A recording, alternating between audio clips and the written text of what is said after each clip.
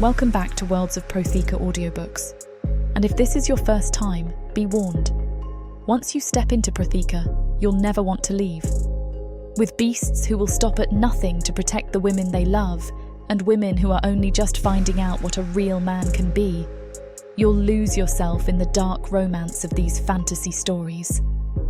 To bring you these free full audiobooks, we have to listen to this platform's guidelines, and they say that Protheka's steamiest scenes aren't allowed. But you can still get them from the unabridged version of any Prothekan audiobook. All you have to do is go to worldsofprotheka.com. With promo code YouTube30, we're offering you the opportunity to get 30% off of any audiobook, ebook, or bundle.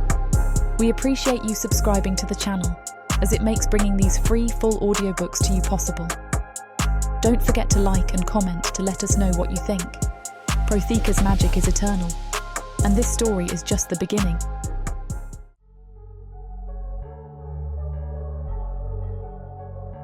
Chapter 1. Authik. Lord Ciadaric's word is on his knees, weeping. The sound is high and thin in his own opulent study. He's begging, but not to me. He's begging the empty air as if Lord Privis himself might magically appear and grant a reprieve. I will have the Oipia, I swear it! Just one more week! He's a fool. Privis doesn't do reprieves. He sends me. I stand in the doorway, my axe heavy on my shoulder. The air is permeated with his terror and the cloying, sweet smell of rosed blossoms. My job is simple. Clean this up. I take one heavy step into the room. Darksword's head snaps toward me, his eyes wide with a fresh, bladder-loosening terror. He scrambles backward on his knees, hands slipping in his own piss. No. Please, monster. Please. I am not a monster. I am a tool. I am the Tusk. I am an Iron Tusk warrior, and I will at least grant him a swift end. I draw my axe. The shing of the heavy steel in the quiet room is deafening. I don't let him finish his plea. My stroke is fast and clean. The sound is a heavy, wet thunk as the steel bites through bone and gristle. His head topples from his shoulders and rolls, stopping near a shattered vase. The body slumps, a fountain of hot, dark elf blood spraying across the pristine white marble. I hear a cheer from the hall. The Tusk's done! He's done! It's ours, lads! I wipe my axe on Darksword's silk tunic. I feel nothing. I turn and walk from the room as the rest of the mercenary crew floods in, their hands already itching for treasure. I move from the study, stepping over the threshold into the chaos of the main hall. My job is done. The execution is finished. The looting is just aftermath. The sound of splintering wood echoes from the floor above as the mercenaries kick in bedroom doors. I hear a fresh wave of high-pitched screaming, female servants dragged from their hiding places. One of the men laughs, a wet, ugly sound. It is not my concern.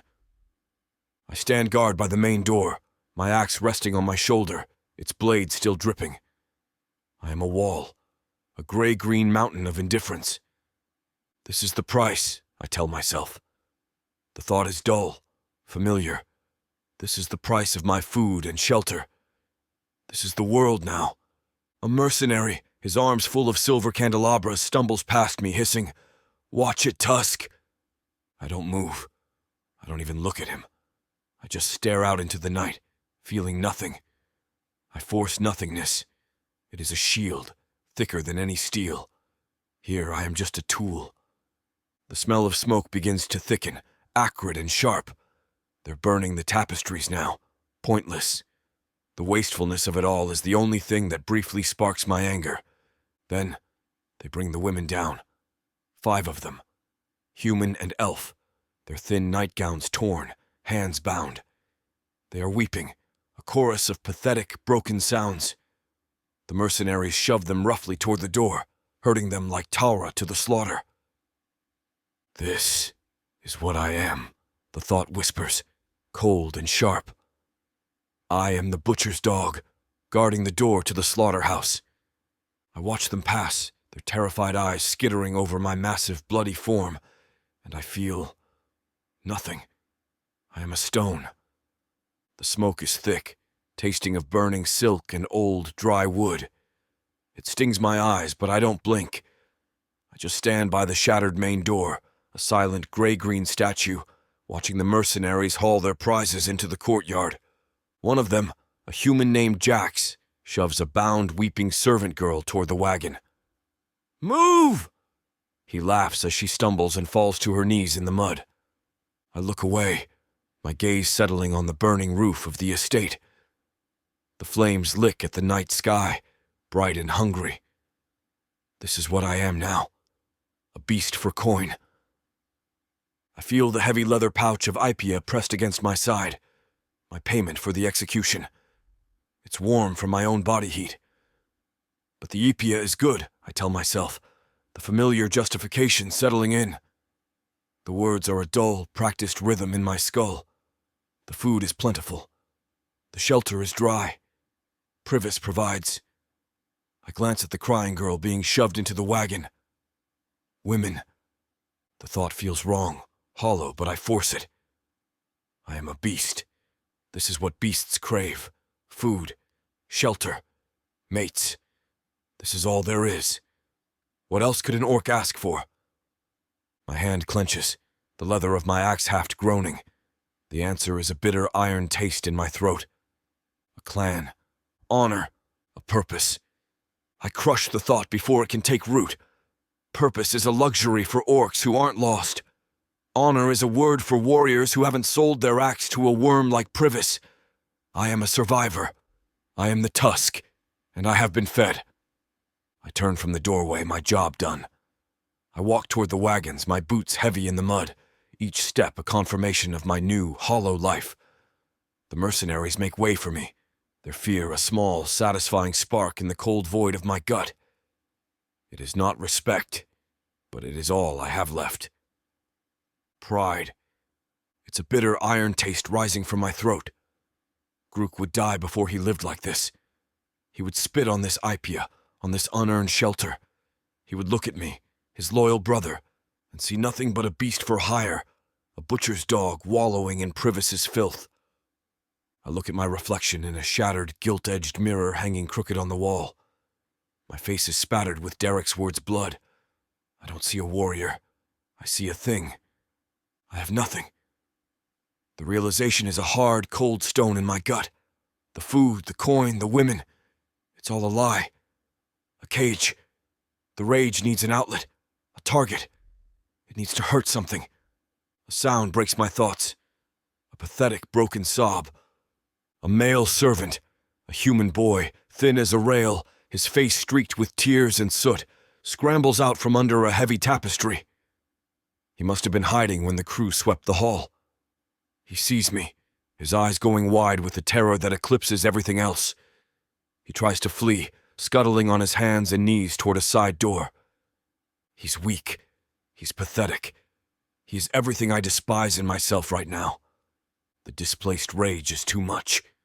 It boils over, hot and black. He stumbles as he passes me, his hand brushing my boot as he begs. "Mercy, please." "Quiet!" I roar. The sound is a raw, guttural explosion of my own self-loathing. I don't even use my blade. I swing my axe in a flat, brutal arc, smashing the heavy haft into the side of his skull. The sound is a wet, sickening crunch. His body spasms once, then goes limp, his head hitting the marble at an unnatural angle. The mercenaries by the wagon, hearing the sound, let out a ragged cheer. "Got another one, Tusk." I don't answer. I just stare at the crumpled body. The rage doesn't fade. I just feel colder.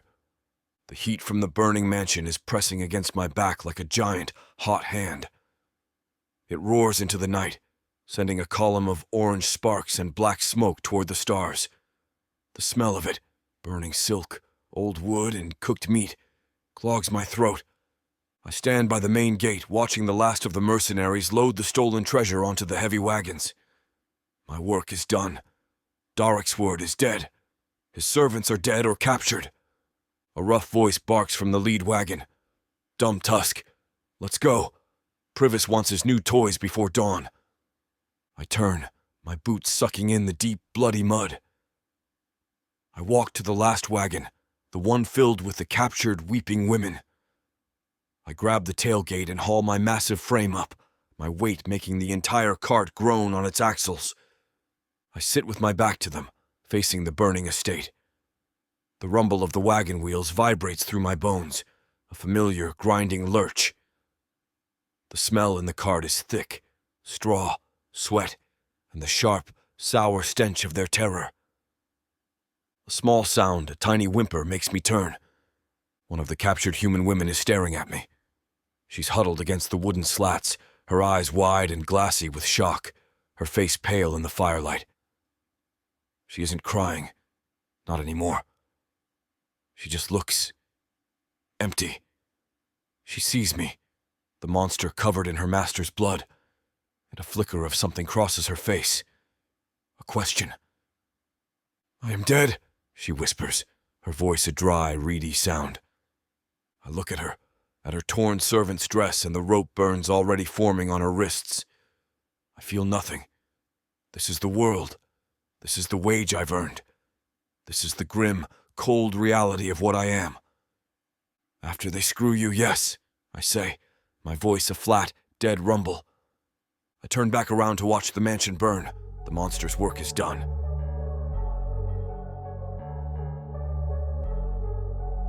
Chapter 2. Aurora. The lye soap burns the raw skin of my knuckles. I keep scrubbing the silver goblet, my gaze fixed on the polished surface, but I see nothing. The entire estate is suffocating in a fog of silence, broken only by the frantic whispers of the other maids. She's dead. He actually did it. The thought is an icy, smooth stone in my stomach. Lady Llamas is dead. I heard 2 of the kitchen girls whispering by the larder this morning, their voices high and terrified. "A tragic accident," one said. "Slipped in the bathhouse." Lies. This house is built on lies. Lord Privis didn't just marry into this estate. He stole it. He killed Lord Tull, and now he has killed his wife. The cloying, sweet smell of rosed blossoms is everywhere, thick and heavy, a cheap, perfumed shroud trying to mask the other smell.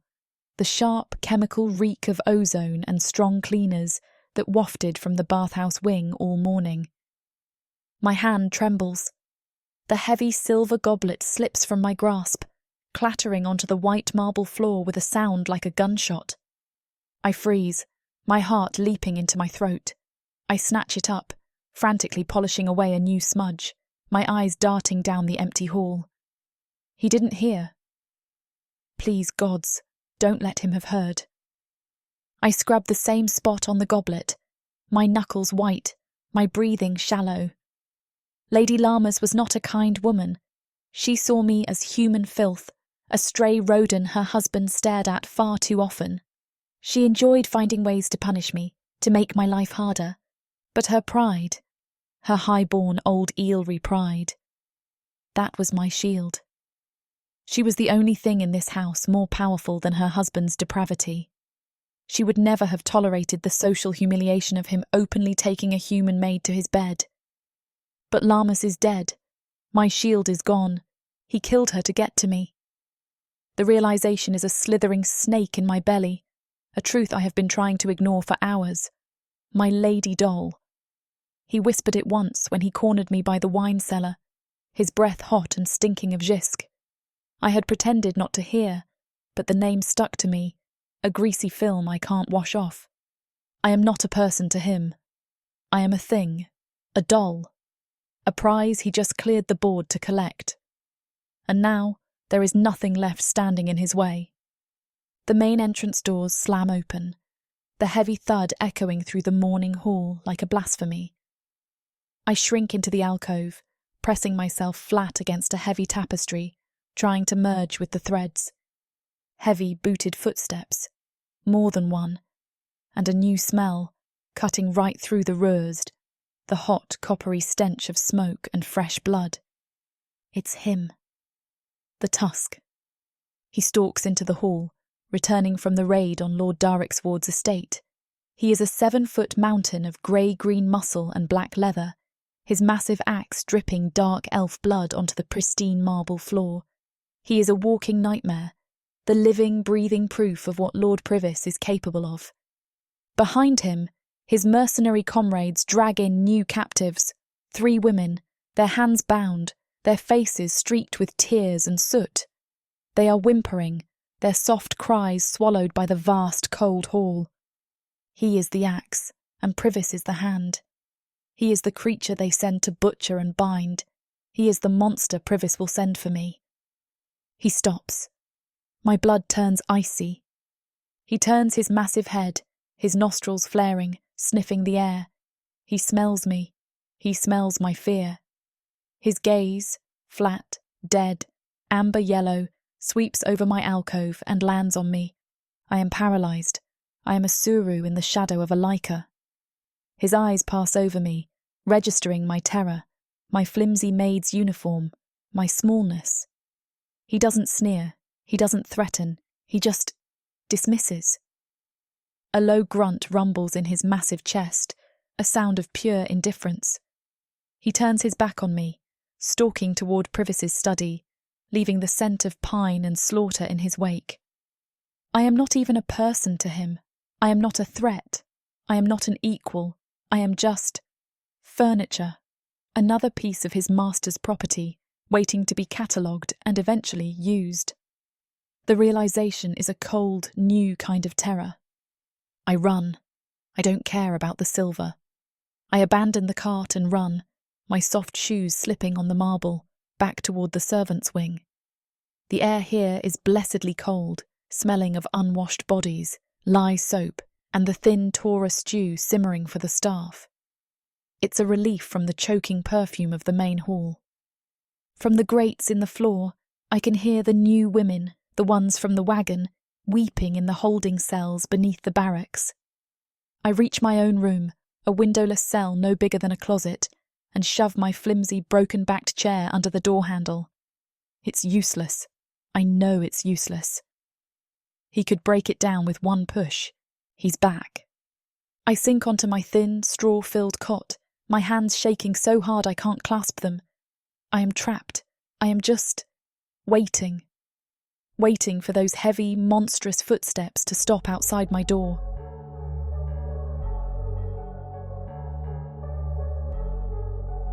Chapter 3. Othik. The barracks stink of stale zisk, unwashed mercenary sweat, and the sharp metallic tang of the oil I'm using on my whetstone. The sound of my work is a steady, rhythmic shing, shing, shing that grinds against the noise of the others. They are celebrating. Darricksword's blood is a stubborn, dark film on my axe blade. It gums up the stone, and I grunt in frustration, applying more oil and pressure. To the grieving widower! Krell, the mercenary captain, roars from the far table, raising a stolen silver goblet. To Lady Llamas! Another shouts. She always was a slippery brat. A wave of crude, braying laughter follows. I keep my head down, my gaze fixed on the steel under my hands. So that's it. I knew it the moment I saw the guards outside her bathhouse, their faces too pale, their lies too practiced. He's not just a raider, he's a wife killer. Heard she slipped on a bar of Keisheng soap, Krell guffaws, his voice loud enough for the whole room to hear. Right into the bath's drain. Tragic. Snapped her neck like a dry twig. More laughter. They are drunk on cheap shisk and the spoils of the raid. They are animals, and I am kennelled with them. My stomach churns the stew I ate this morning, threatening to rise. I am paid by the same hand. I am no different. Wonder how long before he pulls that little human doll into his bed. Another voice slurs. Now that the lady's gone. My hand stops. The whetstone screeches on the blade, a high, thin sound that cuts through the laughter. Krell's head snaps toward me. Got something to say, Tusk? I look at the blood-red stain in the grain of the whetstone. I say nothing. I am a tool. A stone. I go back to sharpening my axe. Shing, shing, shing. Tusk! Front hall post! Privis wants his mourners to see the beast he keeps. Krell's order is a sharp bark, and I am glad for it. I rise from the barracks, the stench of sweat and jisk clinging to me. I need air, even if it's the suffocating, perfumed air of the main hall. I sheath my axe. The blade is clean now, its edge wicked and sharp. I stalk through the corridors, my heavy boots silent on the marble. The house is quiet again, plunged back into its false grief. The rearsed blossoms are everywhere, their cloying sweetness a lie to cover the reek of murder. My disgust is a physical burning bile in my throat. I serve a worm who kills women and hires butchers to do his dirty work. I am the chief butcher. I round the corner into the main hall and freeze. She is there. Aurora, his lady doll. She's on her hands and knees by the study door, scrubbing the floor. My stomach clenches. She's not just cleaning. She's scrubbing the dark, dried bloodstains left by Derricksward's corpse. My work. The filth I left behind. She has no idea. She's just a maid, cleaning up another mess. The fated bond, the one I've been crushing with epia and self-loathing for weeks, yanks at me. It's a physical hook behind my ribs, sharp and hot. Mine. The word explodes in my skull, a primal roar. Mine to protect. I just stand there, hidden in the archway, my heart hammering against my ribs like a trapped beast. She's cleaning up my filth. The hypocrisy of the bond is a blade in my gut. My soul is screaming at me to protect her, but I am the very thing she needs protection from. I just returned from a raid where I murdered a servant boy for sobbing. I stood by and watched as other women, servants just like her, were dragged onto wagons to be used and discarded. I'm a monster. I'm complicit. She scrubs at a stubborn stain, her small shoulders trembling. She's afraid. She's probably heard the whispers about Lady Lammas. She's scrubbing the blood of her master's last rival, and she has to know she's next on his list. And here I stand, her fated mate, reeking of the slaughter I just committed.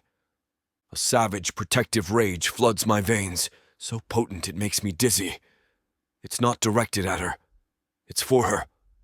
I want to kill Privis. I want to tear this house down, marble block by marble block. I want to rip Krell's laughing tongue from his skull. But I am a coward. I am the Tusk, bought and paid for. She doesn't see me. She's trying to be invisible, her head bowed. I can smell her, soap and file-on berries, and the sharp, clean scent of her fear. I clench my jaw so hard a molar groans. If I speak to her, if I even breathe her name, I will betray us both. I force my legs to move, my boots thudding heavy on the marble. She flinches at the sound, her whole body seizing, but she doesn't look up. She just presses herself smaller, scrubbing harder, trying to erase herself from the world. I stalk past her, the air around me vibrating with the effort it takes not to stop, not to kill every guard in this hall and carry her out. I leave her there on her knees, cleaning up the proof of my monstrosity. I am summoned, not to my usual post, but to the Lord's private wing. The two house guards outside Lady Lammas's bedchamber look pale and spooked. They see me and press themselves against the wall, their hands gripping their sword hilts. They are afraid of me, yes, but they are more afraid of him. I push the doors open. The room is not a place of mourning. It's a celebration. The rarest blossoms are so thick in here the air is almost unbreathable, a sweet, sickening fog. Privis is not in black. He wears a gaudy, colorful silk robe, one of the trinkets we liberated from Derricksward's estate. He's admiring a new statue, his head tilted. And on the massive silken bed, Lady Lammas is laid out. Her skin is a waxy bluish gray. Her death is a tragic accident, but there is no one here to mourn her. "Ah, Tusk," Privis says, not turning. He raises his goblet of Jisk. "A good day's work. Derricksward is gone. My dear wife is gone." He finally turns, his pale face flushed with drink and triumph, his eyes gleaming. "It's a day of new beginnings. The board is finally clear." He wanders the room, giddy with his new freedom, trailing his thin fingers over the stolen loot that his men have piled in the corners. He's a rodent nesting in a dragon's hoard. He's celebrating, I realize, my disgust, a cold, heavy weight. He didn't even wait a day. He is a wife killer, a thief, and a worm. And I am his beast. Privis stops in front of me, looking me up and down. He sips his jisk. The silence stretches, filled only by the crackle of the fireplace. He is admiring his own power, admiring the two great monsters he has slain today. Darksward, his rival, and Lammas, his cage. I am in mourning, he says, his voice dripping with false sincerity. And in my grief, I find myself in need of comfort, consolation. His eyes slide past me toward the hall as if he can see her through the thick oak doors. He knows exactly where she is. He looks at me, his smile thin and wet. Fetch my lady doll. My blood runs cold. Everyone in this house knows who she is, he continues, his voice dropping to an oily whisper. Go to the servants' quarters. Find her. Tell her master is finally free to see her. He takes another sip of his wine, his eyes glittering. And Tusk? Get her ready. The order hangs in the air. Get her ready. He wants me to be his procurer. He wants me to break her, to drag her to his bed, to be the final instrument of his depraved victory. My hand tightens on my axe. No. The word is a silent explosion in my skull. The fated bond, the thing I've been crushing and hating for weeks, doesn't just roar. It shatters my chains, my duty, my Ipia, my shame. It all burns away, leaving only a cold, pure certainty. I give a single sharp nod. Yes, Lord Privis. I turn, my heavy boots grinding on the marble. A sound he hates. I walk out of the room. The guards in the hall press themselves against the wall, but I don't see them. I'm not going to the barracks. I'm not going to my post. I'm not thinking at all. My feet are moving on their own.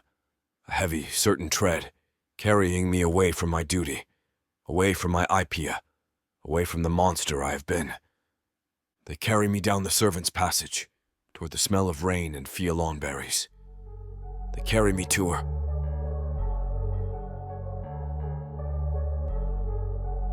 Chapter 4. Aurora. I am wedged between my thin cot and the damp, cold stone of the servants' quarters. The back of my flimsy chair is jammed under the door handle, a pathetic, splintered piece of wood that wouldn't stop a determined child, let alone him. My heart is a trapped chirops, beating frantic, silent wings against my ribs. I can't breathe. The air in my tiny windowless room is ripe with the smell of lye soap and my own sour terror. I've been waiting for this moment since I heard the whispers of Lady Lammas's accident. Her death was my death warrant. I clutch the paring knife I stole from the kitchen. It's small, the blade dull, but it's all I have. It's not for him, it's for me. A last resort if he tries to... Thud. My breath seizes. Thud. Heavy. Deliberate. Not the quick, sharp steps of the elf guards. Orc footsteps. His footsteps. The Tusk. He's walking down the servants' passage, his tread so heavy I can feel the vibration through the floor. He's coming for me. Oh gods, oh gods! The footsteps stop, right outside my door. The silence that follows is worse than the sound. It's absolute, suffocating. I can hear the thump, thump, thump of my own pulse in my ears, so loud I'm sure he can hear it too. He's just standing out there, waiting. He knows I'm in here. He knows I'm terrified. He's here. I brace myself for the crash, for the door to explode inward, for my pathetic chair to be tossed aside like kindling. I squeeze the knife hilt, my knuckles white, and press myself back against the wall, making myself small. It doesn't happen. A sound, low and rough, rumbles through the wood. A knock. My mind stops. He knocked? Girl. His voice becomes a low vibration, like stones grinding together, barely audible. Open the door. I can't move. I'm paralyzed. My fingers are locked around the knife hilt. This is a trick, a cruel game.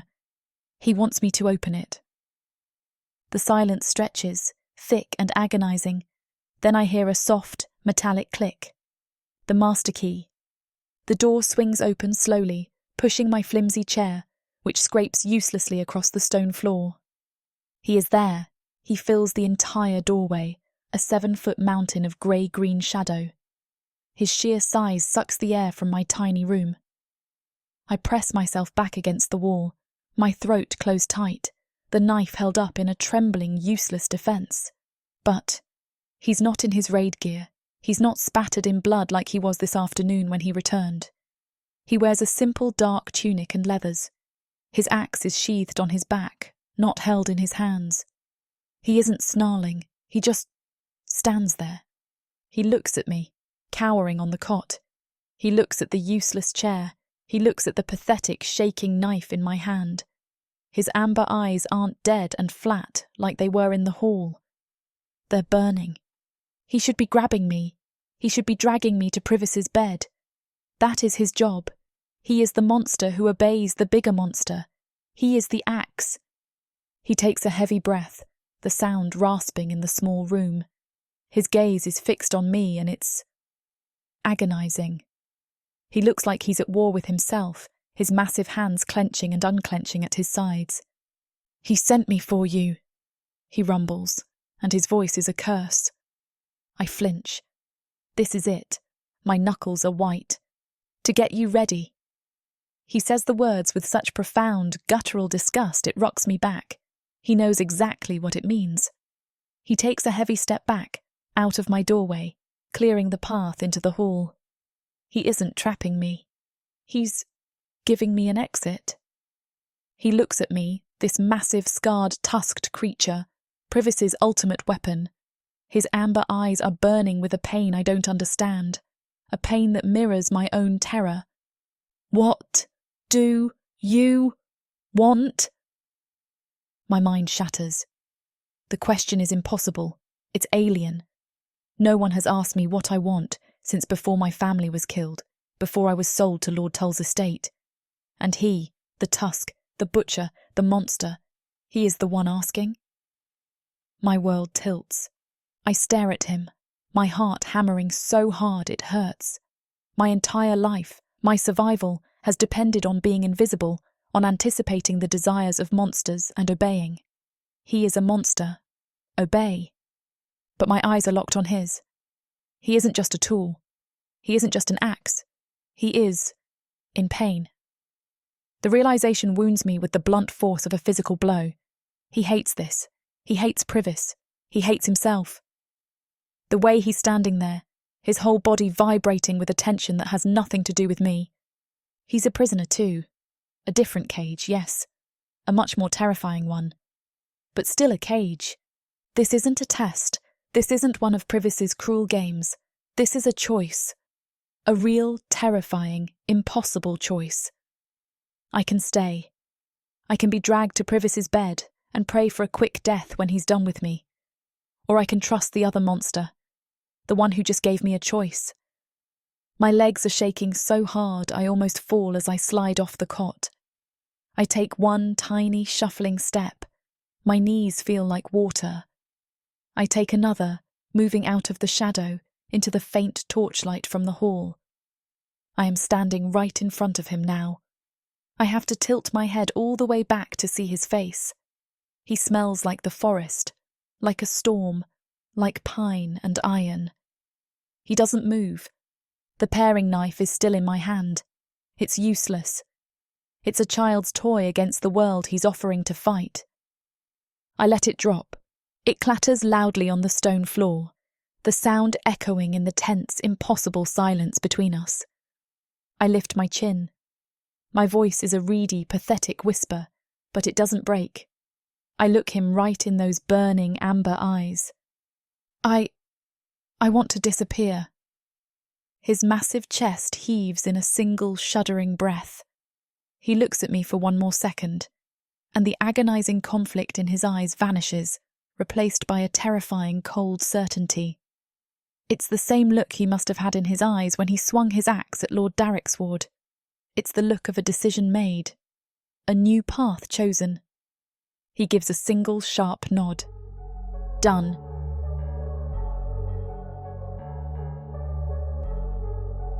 Chapter 5. Othic. Her whisper, I want to disappear, echoes in the cramped, cold room. It's the sound of a lock clicking into place, a trap snapping shut. But I am not the one caught. I am the one who has been set free. My fate, which has been a gray, muddy, purposeless road for 6 months, is now a white-hot, razor-thin line. It leads from this moment to her survival. Everything else is ash. The fated mate connection, the thing I have been crushing, poisoning with Ipia and self-loathing, roars in victory. It floods my veins with a strength that has nothing to do with muscle. Mine. To protect. My mercenary's code, my shame, my hollow justifications. It all burns away. I failed my clan. I failed my brothers. I will not fail her. Done, I say, and the word is an oath. The sound of shouting erupts from the main hall. Privis is getting impatient. His guards are coming. I don't wait. I grab her arm. Her skin is so small, so warm, it almost burns me. This way. Now. Not the main hall. She gasps as my massive, calloused hand engulfs her small bicep, but she doesn't pull away. I don't give her time to think. I pull her from the room, out into the servants' passage. The air here is cold, smelling of stale food and fear. I am a traitor. I have no coin, no home, no allies. I have only this small, fragile human and the army of a dark elf lord at my back. For the first time in 6 months, I feel like a warrior again. We move fast, my heavy boots thudding on the stone floor, her lighter, quicker footsteps a desperate echo beside me. I'm heading for the barracks exit, the one that leads to the kitchens and then out into the Eelry night. It's the fastest way out of this goddamned fortress. We round the junction that connects the servants' wing to the barracks, and I stop dead, shoving her behind my massive body with one arm. Torchlight flares ahead, glinting off polished leather and drawn steel. Krell, my mercenary captain. He's here, flanked by Tamlin and Gore. My own squad. They aren't in their cups. They're in full armor, their faces grim. They were waiting for me. Krell grins, a wet, ugly flash of filed teeth in the torchlight. Well, well. Look at this, boys. The Tusk has a new pet. He jerks his chin at Aurora, who's trying to hide behind my back. Or did you just get impatient, Tusk? Decided to take the Master's toy for yourself? He's drunk, Tamlin snickers, hefting his mace. Lost his mind. He knows the order, Krell says, his voice losing its humor. He takes a step forward, his hand on the hilt of his own broadsword. The Master is waiting for his lady doll, Orc. He sent us to make sure you didn't get confused. Give her to us. Go back to your post. We can forget this happened. I look at Krell. I look at the elf I've shared Jisk with. The man I've fought beside. He's a killer. A slaver. He's defam filth who bought his way into a mercenary's life, and he thinks he can give me an order. She is not for him, I growl, my voice a low, tectonic rumble in the narrow hall. Krell's grin vanishes. His eyes go flat and cold. Don't be a fool, Tusk. She's human. She's a piece of meat with a pretty face. She's not worth the Ipia Privis pays. He's right. She's not worth the coin. She's worth everything. I shove Aurora back toward the passage we came from, keeping my body between her and them. Stay behind me. So that's it, Krell hisses. He draws his sword. Traitor. She is mine, I roar. I don't wait for them. I attack. This isn't a raid, it's a betrayal. I know how they fight. Krell is fast. Tamlin is a brute with the mace. Gore is a coward who likes to flank. I go for Tamlin first. He raises his mace, expecting me to meet it with my axe. I don't. I drop my shoulder and charge, smashing my tusk into his throat with all my weight behind it. He makes a wet, gurgling sound, his eyes wide with shock as his windpipe collapses. He drops. Krell screams in rage, swinging his broadsword at my head. I duck, the wind of the blade hissing over my scalp. I don't use my axe. This is personal. I ram my fist into his gut, feeling his ribs crack. He folds, vomiting. Gore, the coward, tries to run. He turns to sprint back toward the main hall to the alarm bell. Gore is running. "Tusk's gone mad! Traitor! To the bell!" I can't let him. I rip my axe from my back sheath. I don't hesitate. I hurl it. The sound of the heavy axe spinning end over end is a vicious whoosh in the narrow hall. It buries itself deep in Gore's spine with a wet, sickening thunk. He drops like a sack of stones, his shout cut short. But it's too late. Another guard, one I hadn't seen, leans out from the main hall, his eyes wide with terror. He sees me. He sees Krell gurgling on the floor. He sees Gore with my axe in his back. He doesn't fight. He just screams and hammers the magical alarm rune on the wall. The high, shrill shriek of the estate's alarm begins to wail. A deafening, magical sound that means the gates are sealed. The entire garrison is awake. Done. No going back. Ever. I yank my axe free from Gore's back. Krell is on the floor, conscious, clutching his broken ribs and staring at me with pure, unadulterated hatred. I turn to Aurora. She is pale as bone, her small hand pressed to her mouth, but she hasn't screamed. She is a survivor. There is no time. I grab her hand. Her skin is small and cold, instantly lost in my massive, bloody, calloused grip. We have to go. Now. I don't wait for her to answer. I pull her, dragging her with me. Not toward the barracks exit. It'll be swarming. I go the other way, deeper into the servants' area, toward the main kitchens. Behind us, I hear the thud of heavy guard boots on the marble. They're already on our trail. We burst into the kitchens. The night staff, a few human cooks and elven scullery maids, scream and scatter as I charge through, pulling Aurora behind me. I ignore them. I head straight for the back wall, for the massive 1,000-pound stone pantry shelf, a relic from Lord Tull's time. "Where are we going?" she gasps, stumbling to keep up with my ground-eating strides. "Down." I shove the massive shelf aside with a groan of straining muscle and scraping stone. Behind it is a black, gaping hole, the original buried sewer tunnels of Eelry, built long before Privis bought his title. The smell hits us, a putrid wave of cold, damp earth, old sewage, and the faint, sour reek of the city's underbelly. She recoils. "Gods!" "They'll have the estate gates locked," I growl, pulling her toward the blackness. "This gets us under the wall and into the city slums. It's our only chance." I drop into the darkness first, landing with a heavy splash in the ankle-deep filth below. I turn and catch her as she drops, lifting her down as if she weighs nothing. Above us, I hear the guards smash into the kitchen. "They're in the tunnels! Seal the exits!" I don't look back. I just pull her into the suffocating dark and run.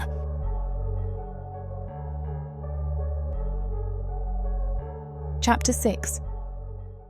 Aurora.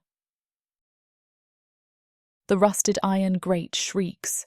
The sound is a metal scream in the crushing, subterranean dark, so loud I'm sure Krell and his mercenaries must have heard it. My heart tries to leap out of my chest, but Othic, the Tusk, doesn't seem to care. He puts his massive, scarred shoulder to the grate and shoves.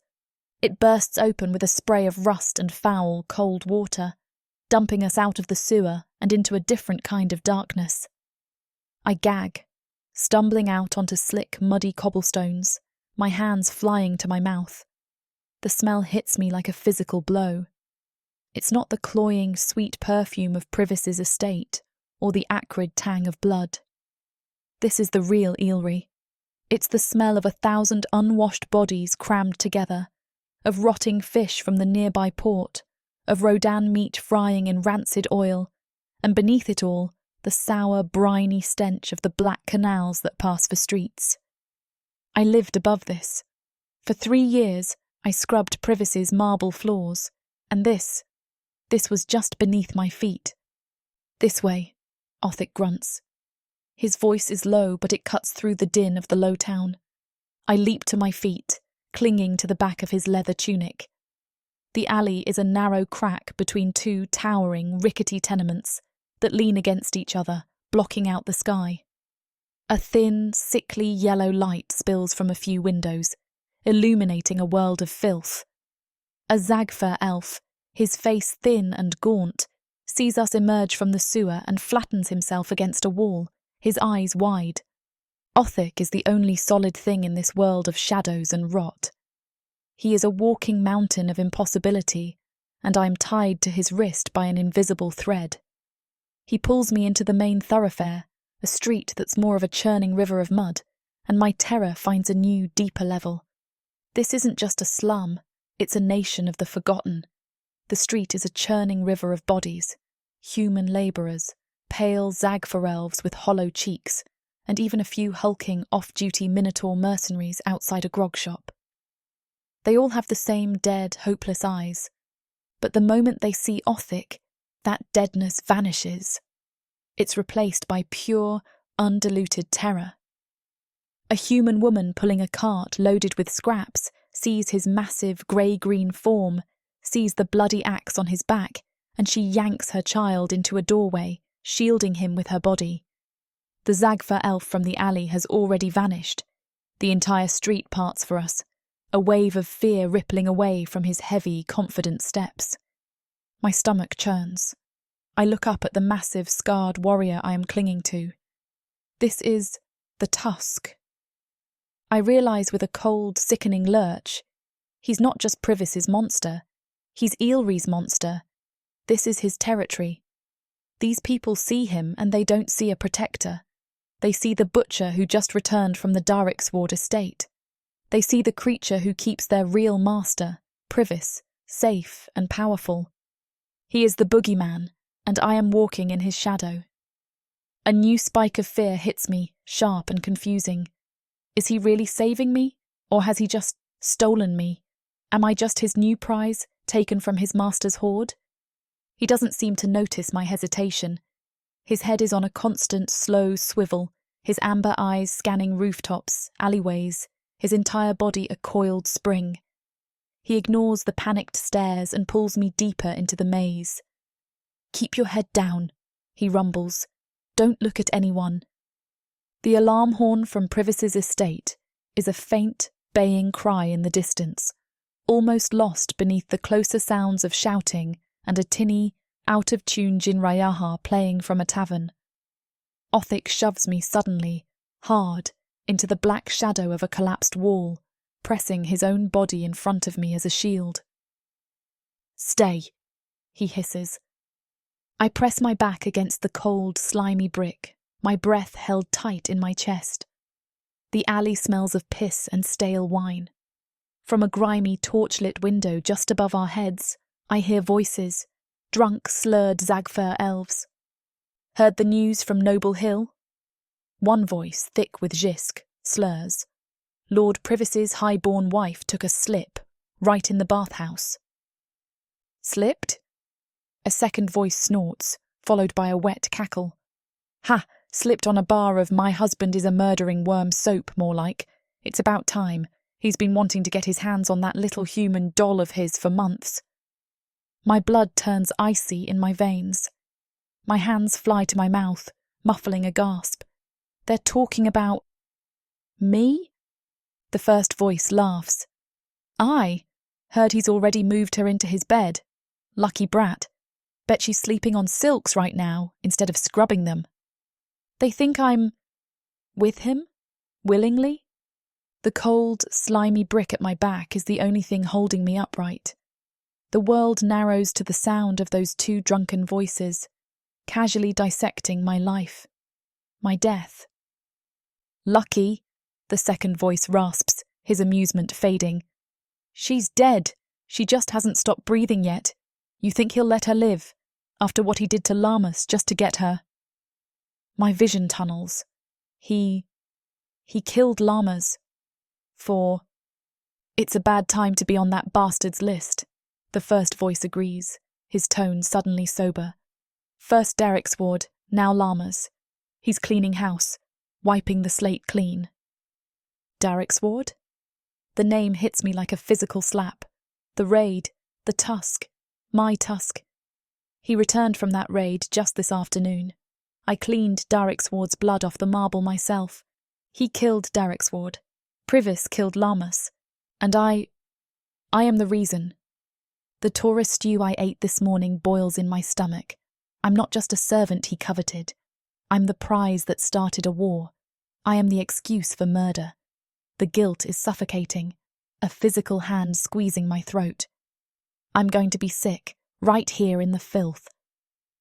I feel Othic's hand on my shoulder, his grip impossibly heavy, forcing me to stay still. He's heard it too.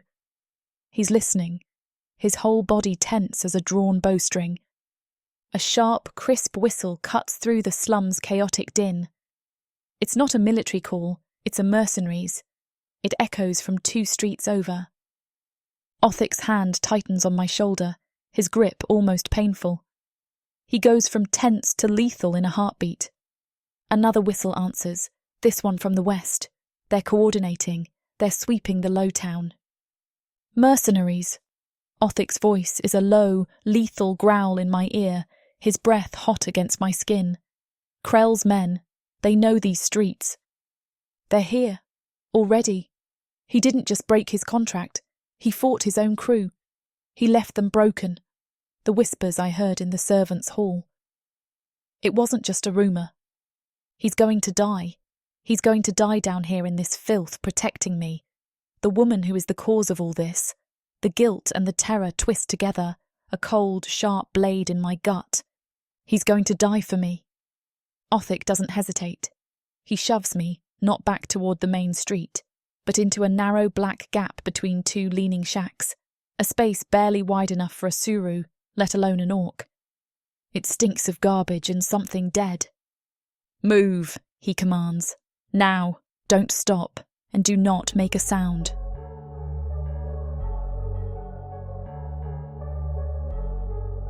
Chapter 7. Othic. There is no time for stealth. There is only momentum. I burst from the narrow gap between the shacks, dragging Aurora with me. Her hand is lost in mine, small and fragile. The main slum street is a river of bodies, a churning mass of pale Zagfor elves, desperate humans, and off-duty Minotaur mercenaries. The stench hits me again. Rotting fish, canal sludge, and the sharp, gamey smell of a rodent butcher stall nearby. They see me. The whole street sees me. The Tusk. The crowd doesn't just part. It scatters. A Zagfor screams and drops his basket of eels. A human woman yanks her child into a doorway, her face a twisted mask of pure terror.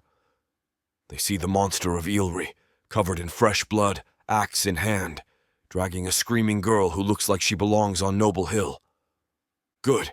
Fear is a weapon. Fear clears a path. He's here, the Tusk! A voice shrieks. I ignore it. I roar, a sound of primal warning and charge, pulling her in my wake. I am a gray-green mountain of rage, and I'm carving a path through their filth. We slam into the bottleneck, a crowded, narrow market street that leads to the north gate.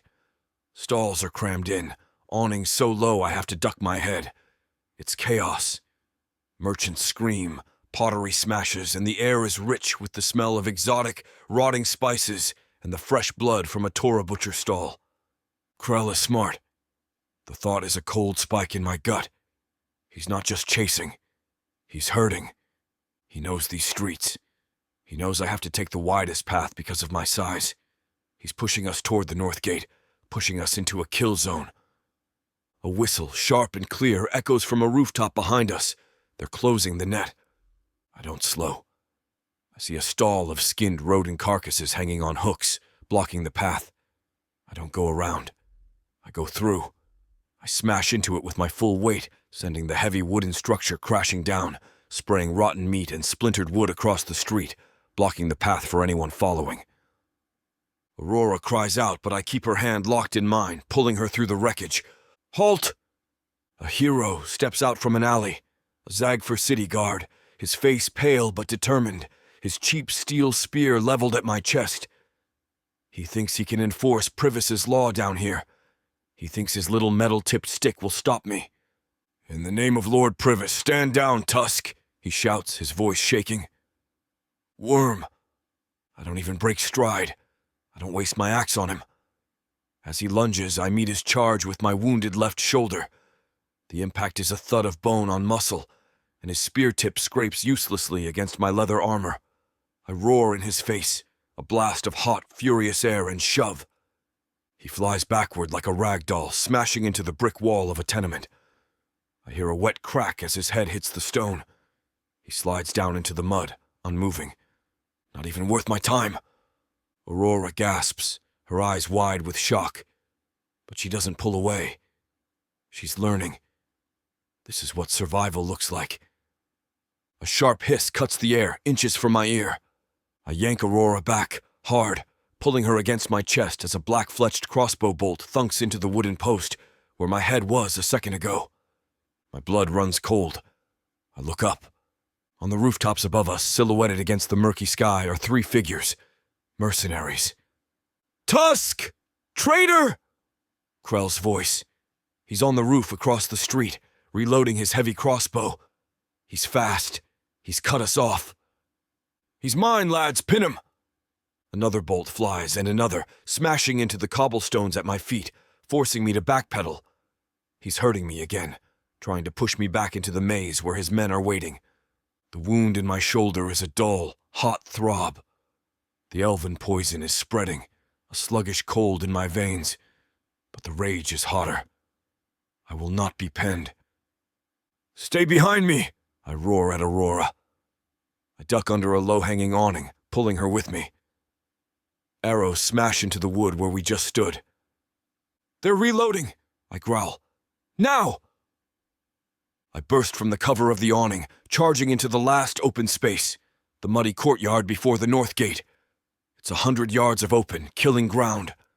The gate is visible, a black arch of iron, swarming with Privis's city guards. It's a trap. The gate is a bottleneck. But it's the only way out.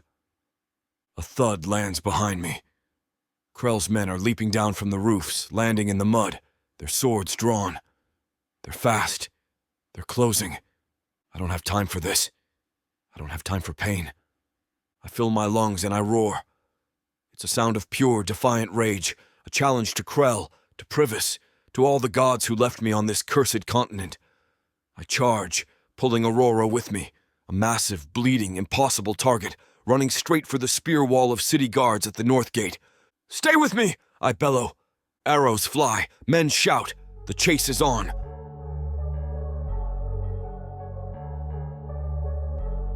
Chapter 8. Aurora. We burst from the narrow, winding street into the open courtyard before the north gate. The sudden space is terrifying.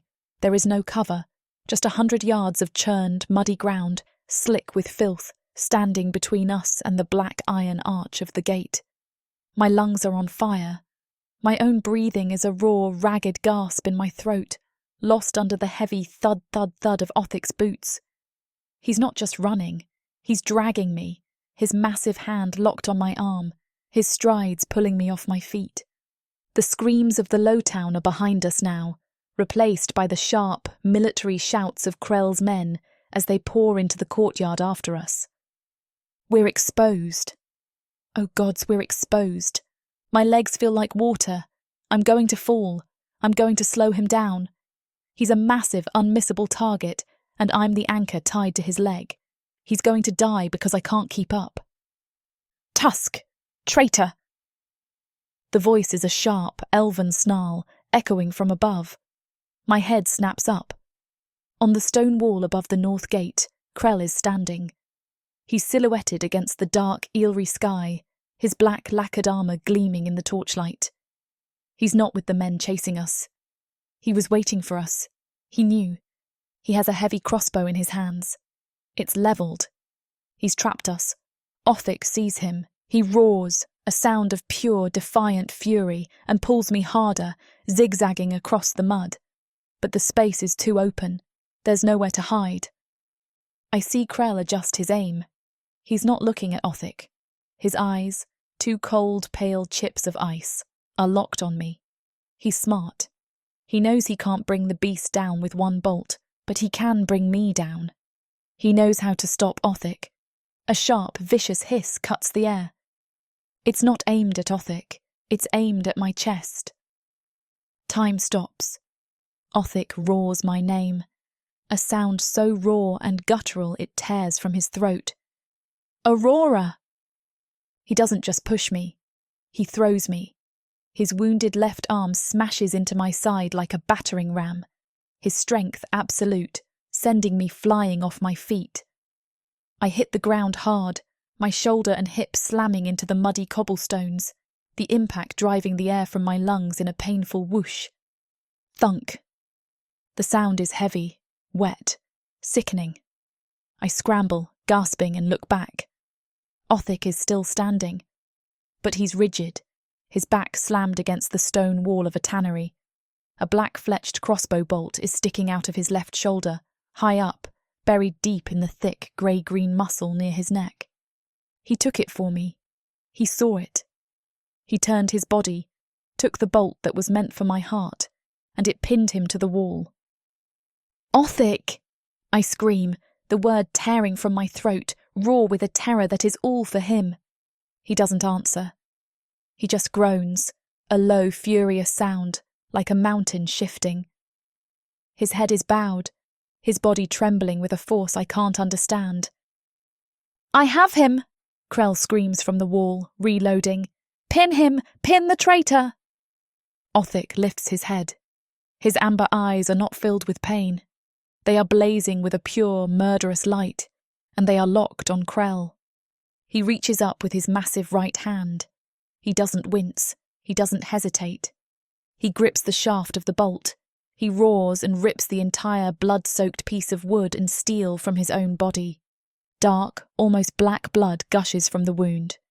He throws the bolt to the ground. Then, before Krell can even aim, Othik unslings his own axe. With a single fluid motion born of pure rage, he hurls it. The heavy orc axe spins end over end, a blur of dark steel, screaming through the air. It smashes into the stone wall beside Krell, shattering the stone, sending chips flying. Krell shouts, not in triumph, but in terror, diving for cover. Othik doesn't wait to see if he hit. He lunges for me, his wounded arm already hanging useless. He grabs my arm. Run! He's bleeding. Gods, he's bleeding. A dark, thick stream is running down his chest, soaking his tunic, dripping from his fingers. But he doesn't slow. He's dragging me again, his strength undiminished, fueled by an adrenaline I can't even comprehend. I can smell his blood. It's coppery and hot, thick in the air. We're at the gate. The guards, seeing a 7-foot bleeding orc charge them, have formed a pathetic, shaking spear wall. Halt! Halt in the name of Lord Privis! Othik doesn't even look at them. He's bleeding. He's slowing down. He's lost his axe. He can't fight them all. Behind us, Krell is screaming from the wall. He's wounded. Take him. Take the beast. Othik stumbles, his bad shoulder causing him to weave. He leans on me, just for a second, his weight almost crushing me, and I feel the hot, wet soak of his blood against my side. He's dying. He's dying for me. The guilt is a physical sickness choking me, but there is no time for it. He's trapped between the spears in front and Krell's men behind. He shoves me forward toward the guards, toward the bottleneck. He's unarmed, bleeding, but he is still a wall between me and the army chasing us.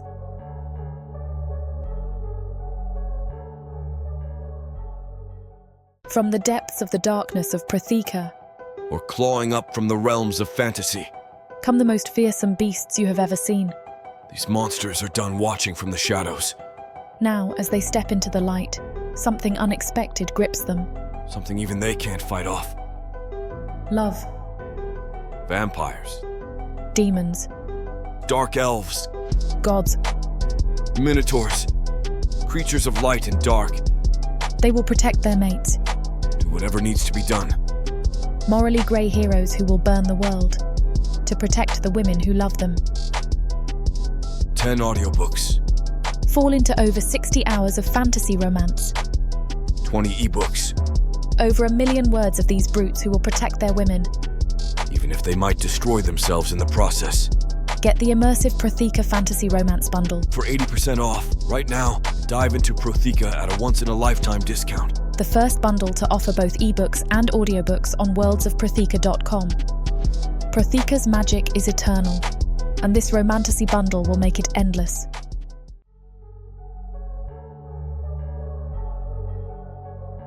Chapter 9. Othic. My axe. It is gone. The realization hits me with a cold, sickening finality. It is lying 20 yards back in the mud, a useless chunk of steel, thrown in a moment of poisoned rage. Now, I am unarmed. The world starts to blur at the edges. A high, thin whine starts in my ears, drowning the distant shouts. The pneumascuvinum is no longer a creeping warmth. It is a cold, biting fire in my veins, spreading from my shoulder, turning my limbs to lead. My left arm is a 1,000-pound slab of dead meat hanging at my side. I am bleeding. Gods, I am bleeding. The hot, coppery smell of my own blood is thick in my nostrils, a rank, animal scent that only seems to excite the hunters behind me. I shove Aurora forward toward the north gate, my good hand flat on her back. "Run!" I grunt, but the word comes out as a wet rasp. She stumbles, looking back at me, her eyes wide with terror as she sees the dark, gushing wound. "Othic, you are—" "Run!" I roar, shoving her again, forcing her toward the gate. I am failing. I am failing her. We are trapped. In front of us, the Eelry City Guards have finally organized, forming a shaking, pathetic wall of spears at the gate's bottleneck. Behind me, I hear Krell hit the ground, his boots splashing in the mud. He's screaming orders, his voice a triumphant shriek that cuts through the whine in my ears. "He is wounded! He is unarmed! Box him in!" Krell is right. I am trapped. Spears in front, mercenaries behind. And I am a one-armed, bleeding beast, my strength fading with every heartbeat. The zisk and stew I ate in the barracks churn in my gut, threatening to rise. I am a cornered animal, and I am dying. I turn, putting my back to the spear wall, facing Krell. He advances, flanked by 2 of his men, his elven blade gleaming in the torchlight. The light itself splinters, the flames blurring into watery stars. "It is over, Tusk," Krell snarls, his face a joyful mask of triumph. He is enjoying this. "You should have stayed a pet. You were a fool to think you could own one of the Master's toys." He is right. I have been a fool. I should have killed Krell in the hall. No, not yet. My beast, the primal iron tusk warrior I have suppressed for so long, roars in my skull. It is cornered, wounded. It is at its most dangerous. I will not die here. I will not let Krell take her. "Take him!" Krell barks. The 2 mercenaries lunge. They are fast, but they are stupid. They see a wounded orc. They see an easy kill. They do not see the beast. The first one comes at me low. I cannot lift my arm to block. I do not try. I step into his lunge, letting his blade scrape uselessly against my pauldron, and drive my skull forward. My tusk meets his face with a wet, sickening crunch. He collapses, his nose and teeth a ruin. The second one hesitates, his eyes wide. It is the opening I need. I pivot on my heel, my good hand clamping onto his sword arm, and I pull him off balance, right into the path of a 3rd mercenary who was charging from the side. They collide, a tangle of limbs and curses. I do not wait. I shove them both away, and a wave of black, sickening dizziness washes over me. The poison surges. My legs, suddenly numb, buckle under my weight. I fall to one knee, my good hand braced in the filthy mud, my head bowed. The world is a gray, spinning tunnel. "Get up! Get up!" She is watching. From my knee, my gaze darts to the side. A movement. A new variable. A rickety two-wheeled cart, pulled by a single terrified Tora, is trying to get through the checkpoint.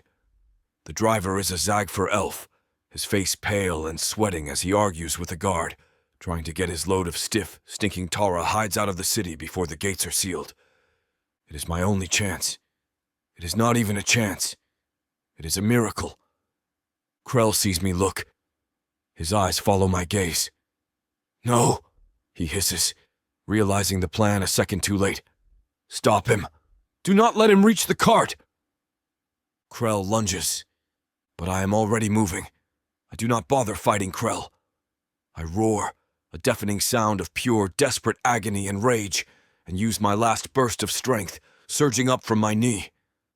I am not a warrior. I'm a force of nature. I smash into the Zagfer elf by the cart. He's light as a bundle of sticks. The elf does not move fast enough. I grab him by the front of his tunic with my one good arm, and I hurl him. The elf sails through the air, a screaming, pinwheeling shape, and crashes into the spear wall of the city guards. They scatter, a clatter of dropped spears and panicked shouts as the elf's body breaks their line.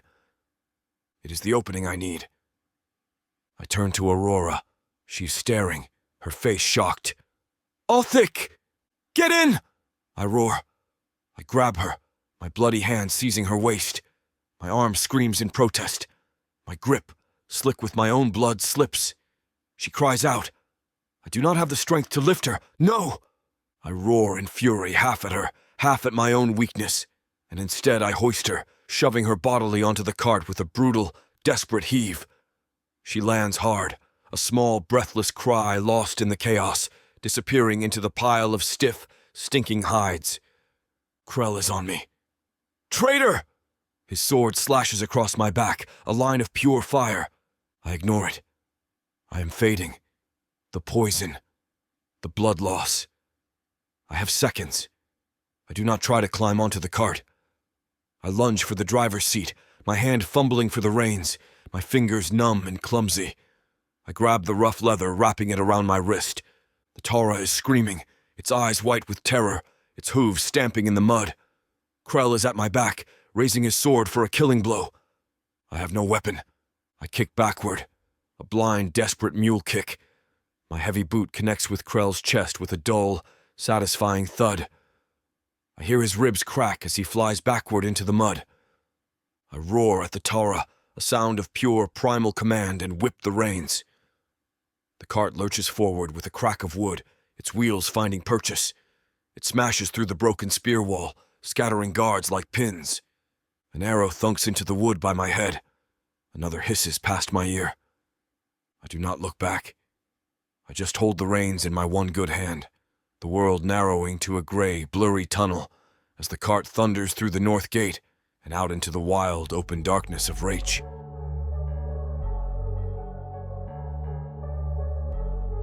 Chapter 10. Aurora. The world is a blur of noise and violence. The clatter of the cart's wooden wheels on the last of the city cobblestones gives way to the deep, sucking thud of mud as we smash through the north gate. Othik roars, a wordless sound of agony and triumph, and whips the reins with his one good arm. I'm thrown back against a pile of stiff, chemically cured Tora hides. The stench is a dead, salty smell that mixes with the hot, coppery reek of Othik's blood. He is a hard mountain of muscle in front of me, his massive body shielding me from the arrows that are already flying. Thunk, thunk, thunk. Black-fletched bolts slam into the wood of the cart's siding, inches from my head. I scream, burying my face in the stiff, stinking hides. We're moving so fast the cart threatens to tip, lurching and sliding in the mud, but we are out. The dark, oppressive walls of Eelry are behind us, swallowed by the night. We are in the wild. We are alive. He did it. He got me out. But the shouting behind us is not fading. It is changing. The sound of running feet is being replaced by the rhythmic, terrifying thunder of hoofbeats. "They are coming!" I scream, scrambling to my knees. I look back, Through the darkness, I can see them, 5 dark shapes on horseback, easily gaining on our clumsy, heavy cart. Krell, he is in the lead, his pale elven hair a banner in the moonlight. Faster, I beg, but Othik does not answer. He is slumping. His massive body sways in the driver's seat, his grip on the reins slackening. The poison, the blood loss, it is too much. The Torah pulling us is panicked, but it is tiring, and his one-armed whipping is not enough. Othik, I cry, crawling forward, grabbing his arm. His skin is cold, clammy, despite the heat of his exertion. An arrow hisses past my ear and slams into the rump of the Torah. The beast screams, a high, terrified sound, and bolts. But it is a lurch of panic, not a burst of speed. Krell and his men are laughing. I can hear it now, a faint, cruel sound carried on the wind. They are toying with us. They know he is wounded. They are just running the beast to ground before they move in for the kill. He is dying. He is bleeding out, and I am watching. Hold on, Othik growls, his voice a low rasp. He yanks the reins hard, not slowing, but turning the cart sharply off the main road. The cart slams into a ditch, tilting at a horrifying angle, but Othik's weight keeps it from flipping. We crash through a line of brittle trees and into the swampy, sucking mire of the warg bog. The horses behind us balk, whinnying in panic as their hooves sink into the mud.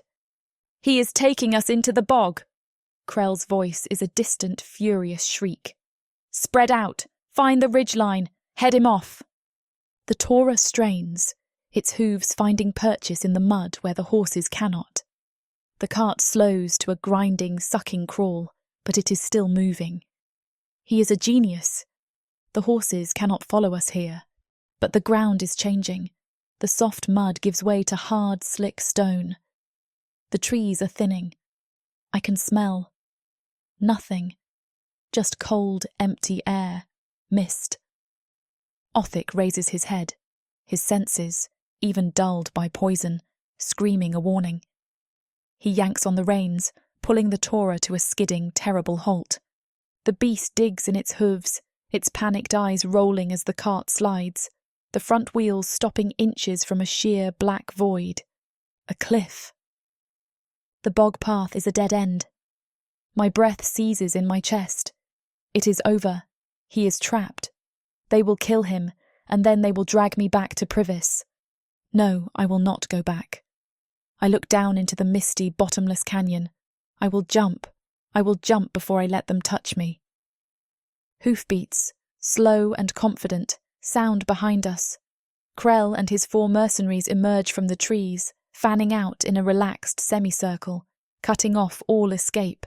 The trap is sprung. It is over, Tusk. Krell's voice is smug, victorious. He dismounts, his boots clicking on the stone as he approaches, his sword drawn. Nowhere to run. Give us the girl, and I will make your death clean.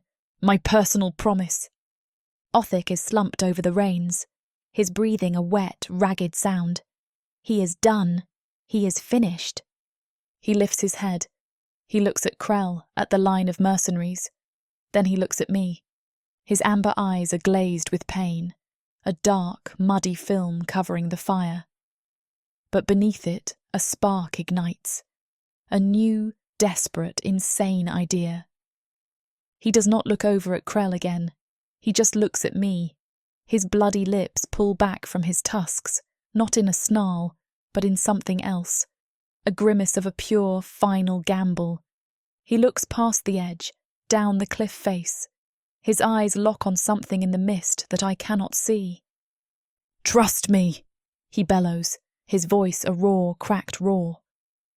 Before Krell can react, Othik roars again, this time at the Tara, and slashes the reins, sending the beast into a final, terrified panic.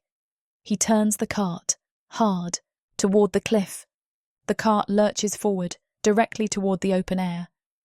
The Torah screams, its hooves scrambling on the slick stone. Krell shouts, his voice a mix of confusion and triumph. He is killing himself. Now, Othik roars. He does not just push me, he grabs me. His one good arm, a band of steel, wraps around my waist and hauls me from the seat. He does not jump down. He jumps out, leaping from the side of the cart with all his remaining strength, aiming for the spot in the mist. We sail through the air for a heart-stopping second, a tangle of orc and human, and then we crash. We slam onto a narrow, hidden ledge, a deep, overgrown crack in the cliff face, masked by the heavy mist from a waterfall below. Thorns and branches rip at my clothes, but the rocky ground is solid beneath me. The cart and the screaming Tora do not stop. They go sailing out into the black, misty void. I am tangled on the ledge, my heart stopped. I hear the Tora's high-pitched wail fade, fade, fade, followed by a distant, shattering crash of wood and bone on the rocks hundreds of feet below. Silence. I peek through the thorns, my body shaking. Krell and his mercenaries are at the cliff's edge, peering down into the darkness. "Ha!" one of them shouts. "The beast killed himself, and the girl with him." Krell sheathes his sword. "Good. Saves us the trouble. Privis gets his justice, and we get a bonus. Let's go. Eelry's filth can have what's left of them." They laugh. They actually laugh. They wheel their horses around and ride away back toward the city. I am alone, tangled in a bush, on a hidden ledge, next to a massive, bleeding, and now unconscious orc. But they are gone. They think we are dead. We are free.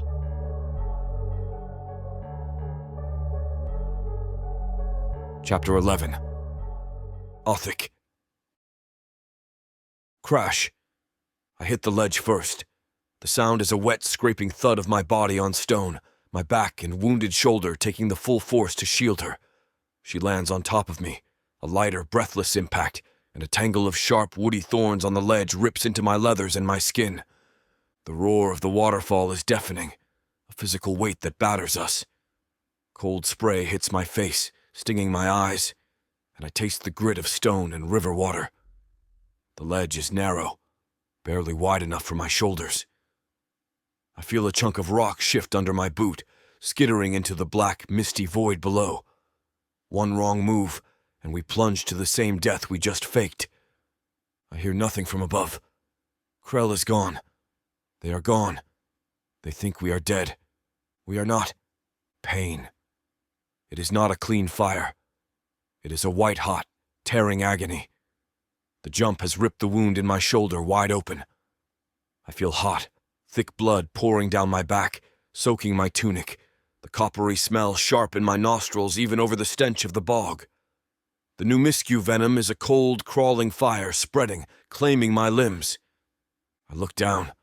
Aurora is a small, pale shape, tangled in the thorns, her eyes wide with shock. She is alive. That is the only thought. She is alive. "Get clear," I grunt, the words torn from my throat. She scrambles off me onto the small, precarious ledge, her hands bleeding from the thorns. I try to pull myself up after her. I push with my good hand. I try to use my left. Nothing. I try again, my teeth bared, a roar of effort lost in the waterfall's thunder. My left arm does not move. I stare at it. It is a slab of meat, a dead thing still attached to my body. Panic, cold and sharp, cuts through the haze. I cannot move my arm. I am a one-armed, unarmed orc. I am useless. Othic! Othic, your arm! Gods, you are... I hear her voice. It is high and thin, terrified. I cannot see her clearly. She is just a pale, blurry shape in the dark. I need to tell her to be quiet. I need to tell her to run. Liar! My mind snarls. I am dying.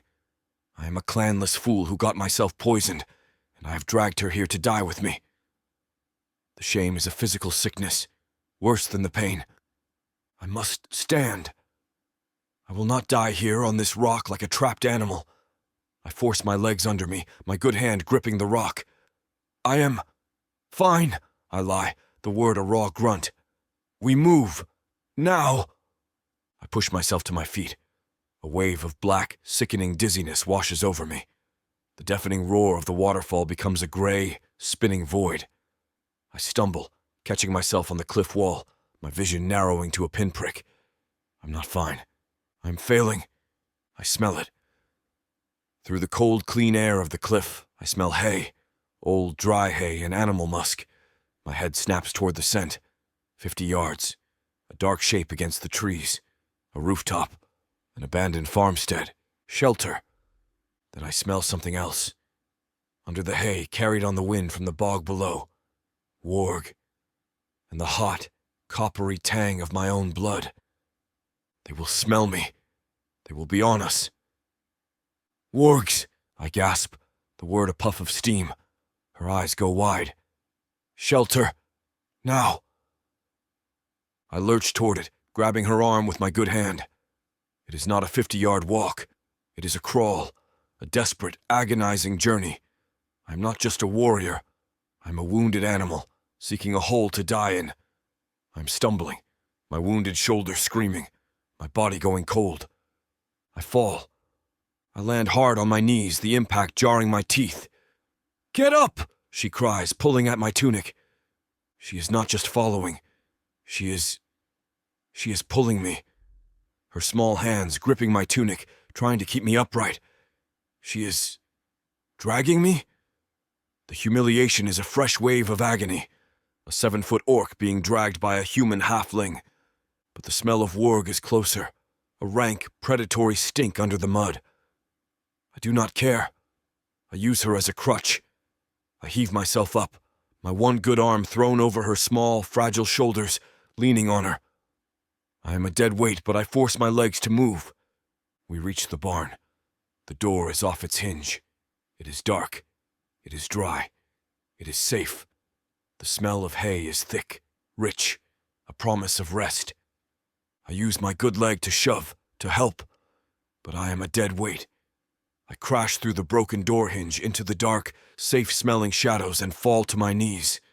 The wargs howl, distant. They are too late. We are safe. I am on my back, in the hay. I do not remember climbing to the loft. I remember her pulling, me shoving, a blur of agonizing shared effort. Now I am here. It is soft. It is warm. But I am fading. The venom is winning. The fever is coming. A white-hot fire to match the cold numbness of the poison. I'm shaking, my tusks chattering. My body is a war zone. I am failing her. I am dying, and I am leaving her alone in a barn surrounded by wargs. I hear her scrambling away, the rustle of hay. No, do not. Leave. My good hand tries to reach for her, but it weighs 1,000 pounds. The panic is absolute. Alone. Then she is back. Her small, cool hands are on my face, a shocking relief against the fire. She is panting, her breath smelling sharp, bitter, and earthy. Mekiste. My fog-filled brain recognizes the scent. The antidote. How? How does she know? There is no time. She's been chewing it. Her lips are bruised. The last thing I see is her face. A pale, terrified moon in the darkness. She leans over me. Then her mouth is on mine. It is not a kiss. It is a desperate, frantic, hot press of her lips as she forces the bitter, chewed pulp of the root past my tusks. The taste is vile, an explosion of acrid, earthy bitterness that cuts through the fever. I try to recoil, but she holds my head, her small hands firm. I swallow. The world dissolves. I am not a warrior. I am not a monster. I am just fire. And then blackness.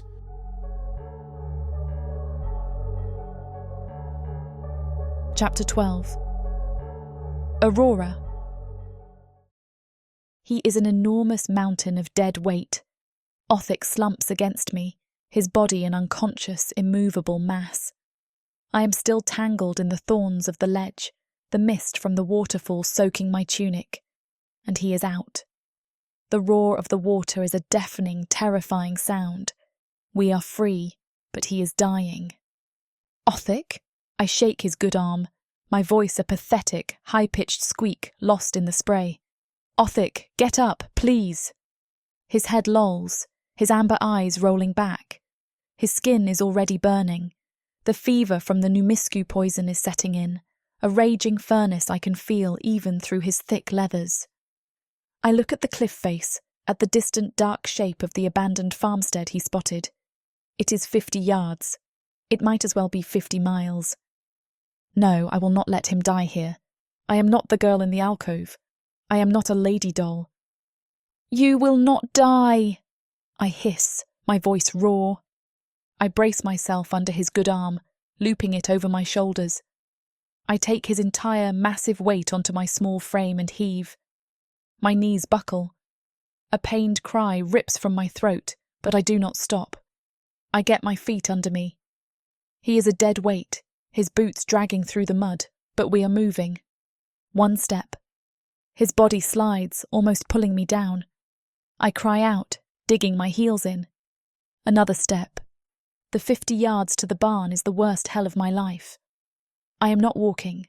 I am a beast of burden, a tiny suru trying to drag a mountain. The smell of his blood is thick in the air. The howls of the warg's Othic herd are closer now, a chorus of hungry predators that smell our weakness. They are on their way. "Please, Othic, help me!" I sob, my shoulder screaming, my lungs on fire.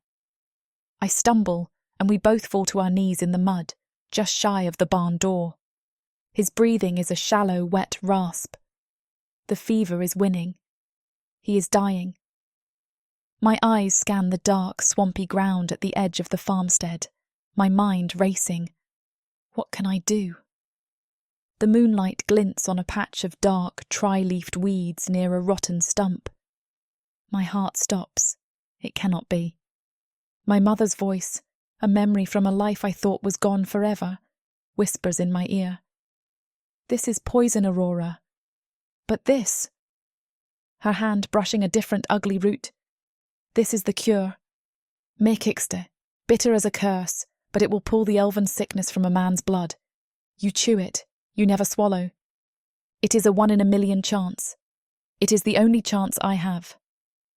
I leave Othic just for a second and scramble to the stump. I rip the root from the ground, the sharp, earthy, bitter smell filling my nostrils. I shove it into my tunic and run back to him. I somehow get him through the broken barn door. He collapses, a dead weight on the hay-strewn floor. I cannot lift him. I cannot get him to the loft. I do not even try. I just use my last ounce of strength to drag him into the darkest shadow behind a broken wagon. He is shaking, his tusks chattering. The fever is violent. "Hold on," I whisper. I put the fibrous, filthy root in my mouth and I chew. The taste is vile. My entire face puckers and my stomach heaves, but I keep chewing, my lips and tongue going numb. I chew until it is a bitter, hot pulp. I lean over him. His face is a mask of pain. I am terrified. I press my mouth to his. It is not a kiss. It is a desperate, frantic, hot press of my lips as I force the bitter, life-saving pulp past his tusks. He does not respond. He just shudders. I have done all I can. I am shaking, my body a single, dull ache. The adrenaline, the fear, and the sheer effort of the last hour drain out of me all at once, leaving a hollow, agonizing void. I pull a mound of loose hay over us, hiding us in the shadows, and collapse beside him, my hand clutching the damp, torn fabric of his tunic as the darkness takes me.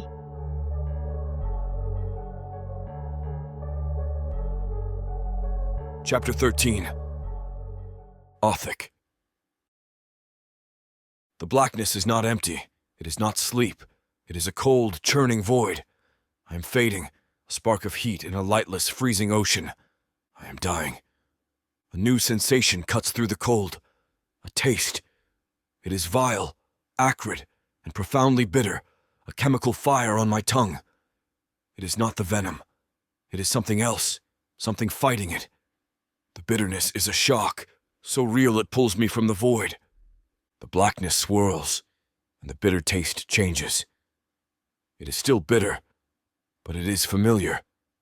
It is the taste of murky ale. The darkness is no longer a void. It is smoke.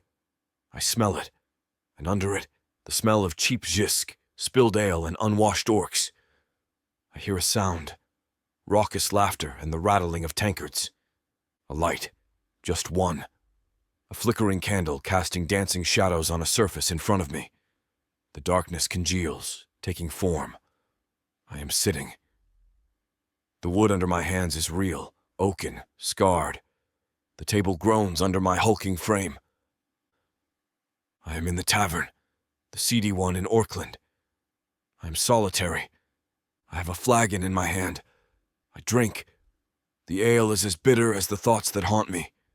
I am a warrior without a war, and a simmering hatred for the dark elves, a plague on all lands, festers in my gut, urging me toward retribution.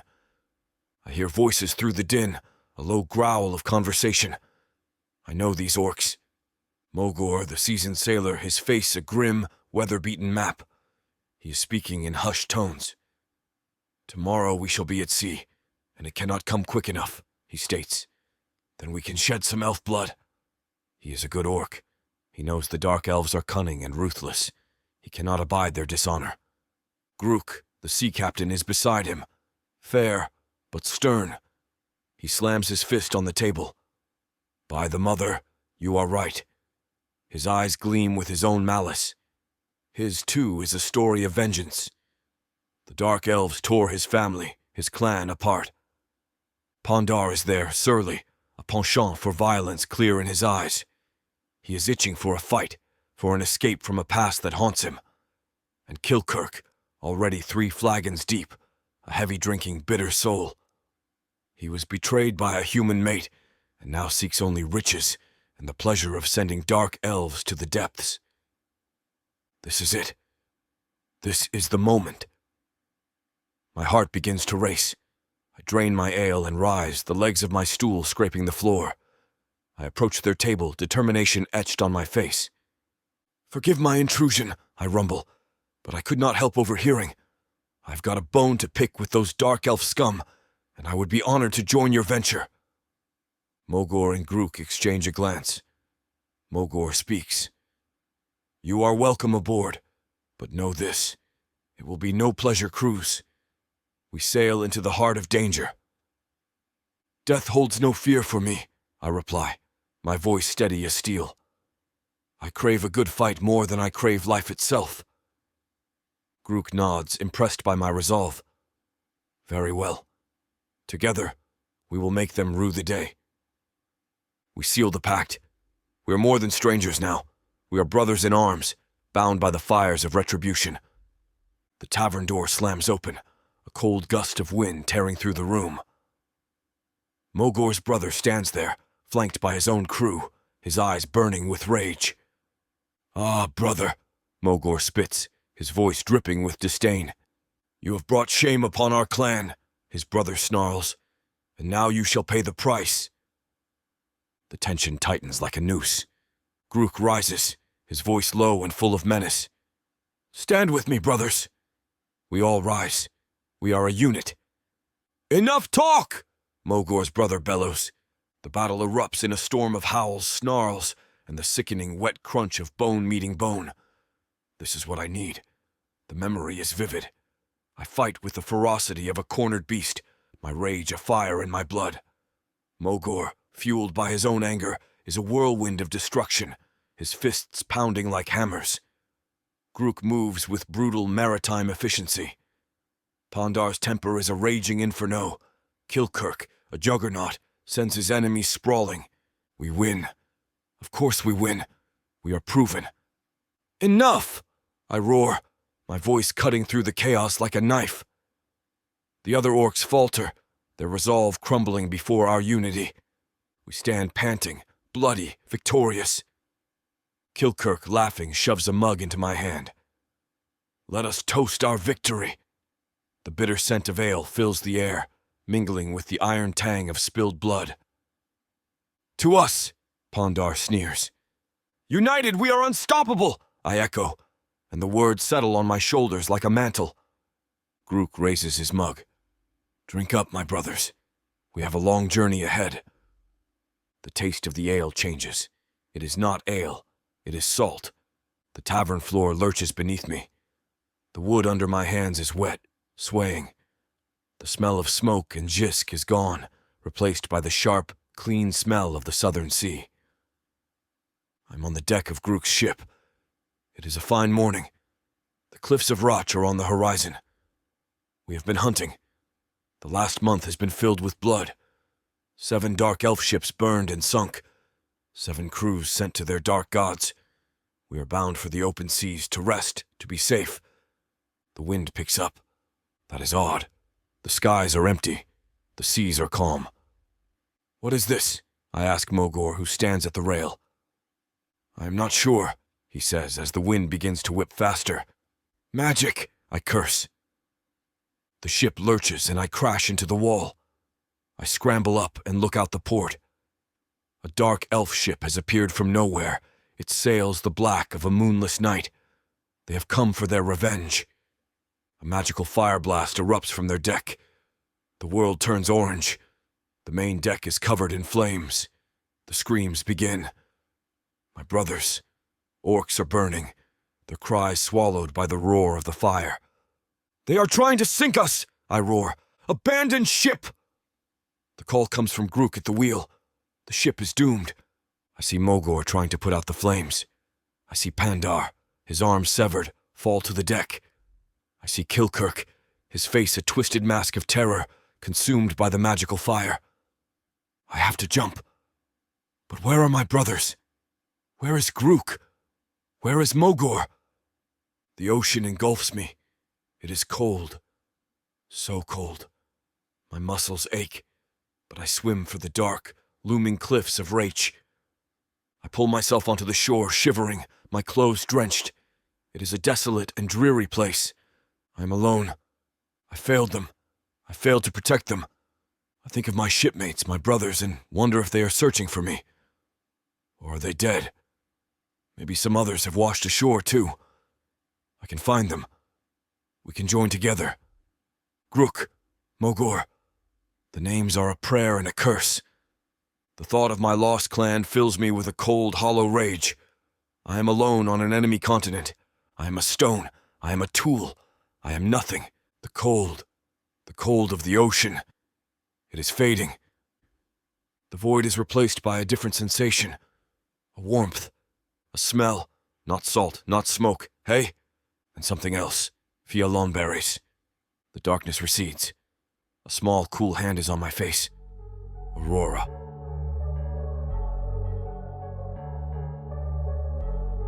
Chapter 14. Aurora.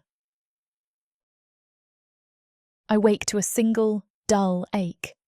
My body is stiff, my neck is cramped, and I am still buried in the hay. The first thing I realise is that I am not cold. A solid, steady warmth is pressed against my back, a living wall that has kept the damp nighttime chill from my bones. The air smells of dry, dusty hay, of old, time-worn wood, and of him. A musky, clean, iron-like scent that has woven itself into my clothes, into my hair, into my very skin. It is the scent of the man I dragged here. I hear the whistle of the wind through the rotted slats of the barn, but beneath it I hear a new sound. A deep, steady, rumbling. It is not the shallow, wet rasp of a dying man. It's the sound of breathing. He's cool. The thought is a jolt of lightning. I scramble up, my heart hammering, and turn in the dim light. I press my palm to his forehead. The raging, unnatural furnace is gone. His skin is not cold, but it is not the burning heat of the Numiscu fever. It is just warm. A deep, powerful, living warmth. He is breathing. It worked. Oh gods, it worked.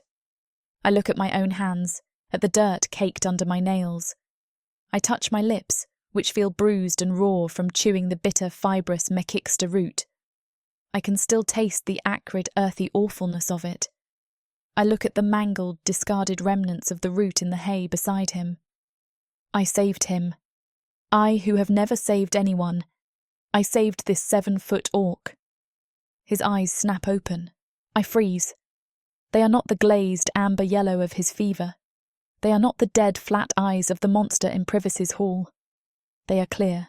They are sharp, intensely focused, and locked on me. He knows. His gaze travels from my face to my bruised lips, then to the chewed root in the hay. He sees it all.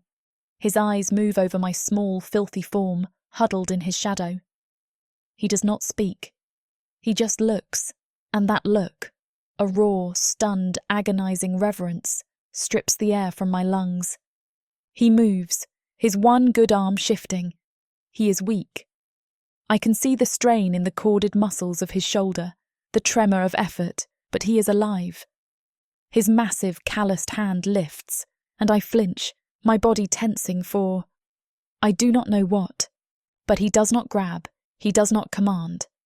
His fingers, scarred and rough as stone, brush the hay from my cheek. His touch is so gentle, so hesitant, it makes my eyes burn. You... His voice drops to a low, rough rumble, raw from the fever. You saved me. I cannot speak. I just nod, my throat tight, my heart aching. His amber eyes are fixed on mine, not his, mine. The thought is not his, it's mine. The bond, which has been a confusing, guilty ache, flares into a bright, undeniable certainty. He is mine, and I just fought the wilderness for him. He groans, not from the fever, but from stiffness, and tries to shift his massive body to sit up. The movement is awkward. He is clearly in pain, but it is not just his shoulder. He grunts and tries to move his hips, to roll onto his good side, but his leathers are tight. My gaze drops. I see it.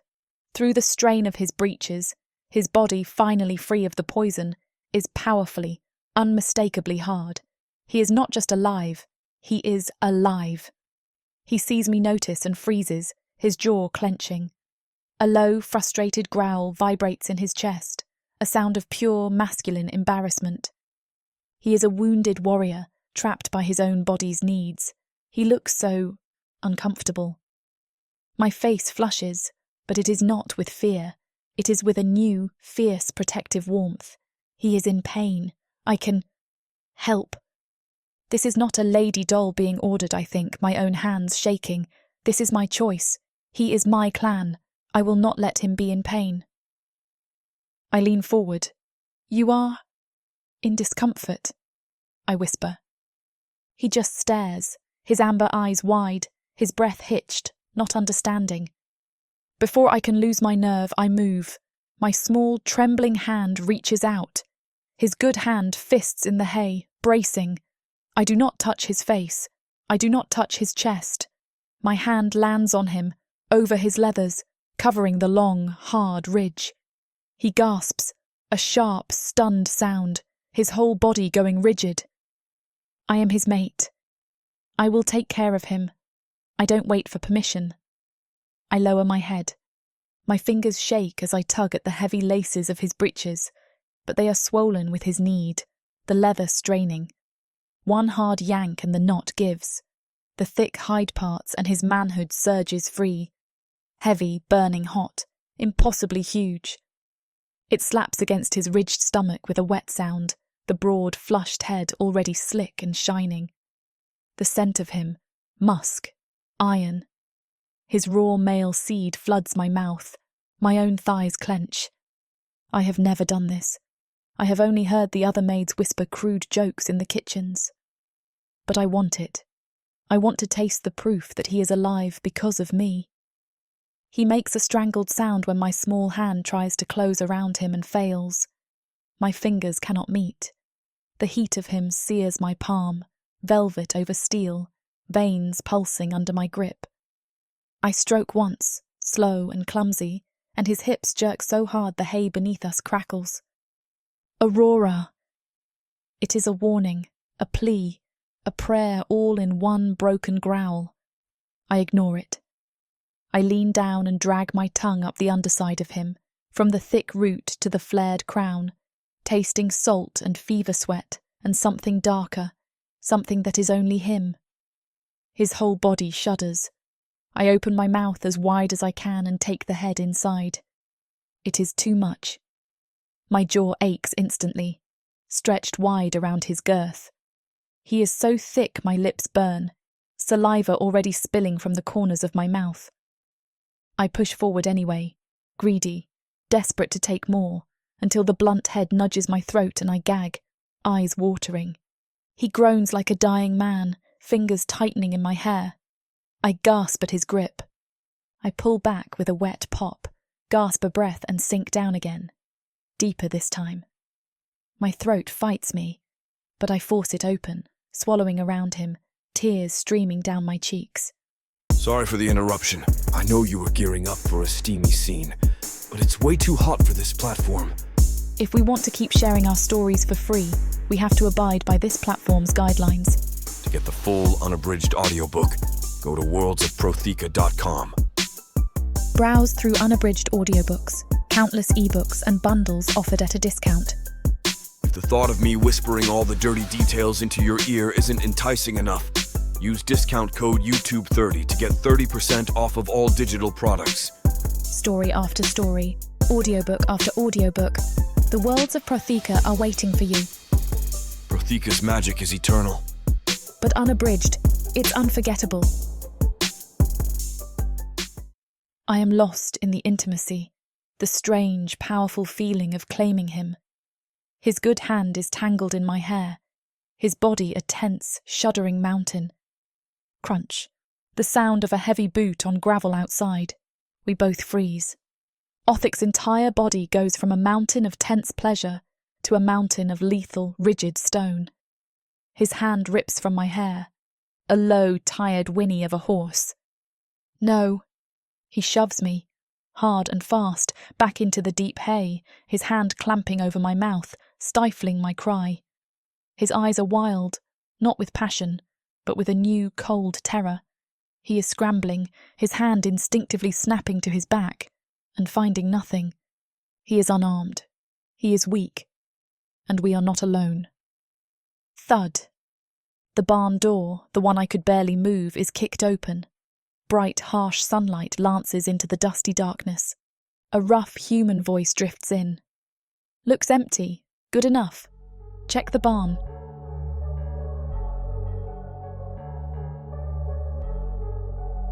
Chapter 15. Othic. I do not move. I'm a mountain of stone buried in the dark, dusty hay. My hand is clamped over Aurora's mouth, stifling her gasp. Her body is a small, trembling thing, pressed behind me. Her breath is hot and wet against my palm. I am her shield. My entire body is a rigid, coiled spring. The numiscu poison is gone. My left arm is no longer a useless slab of meat. It is whole, my strength flooding back, a familiar power humming in my blood. But I am unarmed. My axe, my soul, is gone, and I am buried in straw like a nesting rodent. This tactical situation is a disaster. The rough human voice from below barks again. Check the loft, Tars. Make sure nothing is nested up there. Thud, thud, thud. The rungs of the wooden ladder groan under a heavy weight. My heart hammers a slow, heavy thrum against my ribs. I hold my breath, forcing my body into absolute stillness. I am not an orc. I am a shadow. I am a part of the barn. A greasy, bearded face appears over the edge of the loft, scanning the darkness. His smell hits me. Stale jisk, unwashed sweat, and the grease from the meat he is roasting. His eyes are dull in the single beam of sunlight lancing through the wall. He holds a long, crude spear. Nothing up here but old hay, he grunts to his comrades. He is not satisfied. He heaves himself onto the loft floor. His boots are loud on the planks. He jabs the spear into the deepest pile of hay, the one near the far wall. Shh. He moves closer to us. Shh. The sound of the tines ripping through the dry stalks is deafeningly loud. He jabs again into the pile just beside us. I feel Aurora flinch as the shaft of the spear brushes her leg. My entire being tightens. I could break his neck before his next breath. But I wait. Shh. The iron point scrapes against the leather of my boot. I do not flinch. I do not breathe. The metal is cold, a half-inch from my flesh.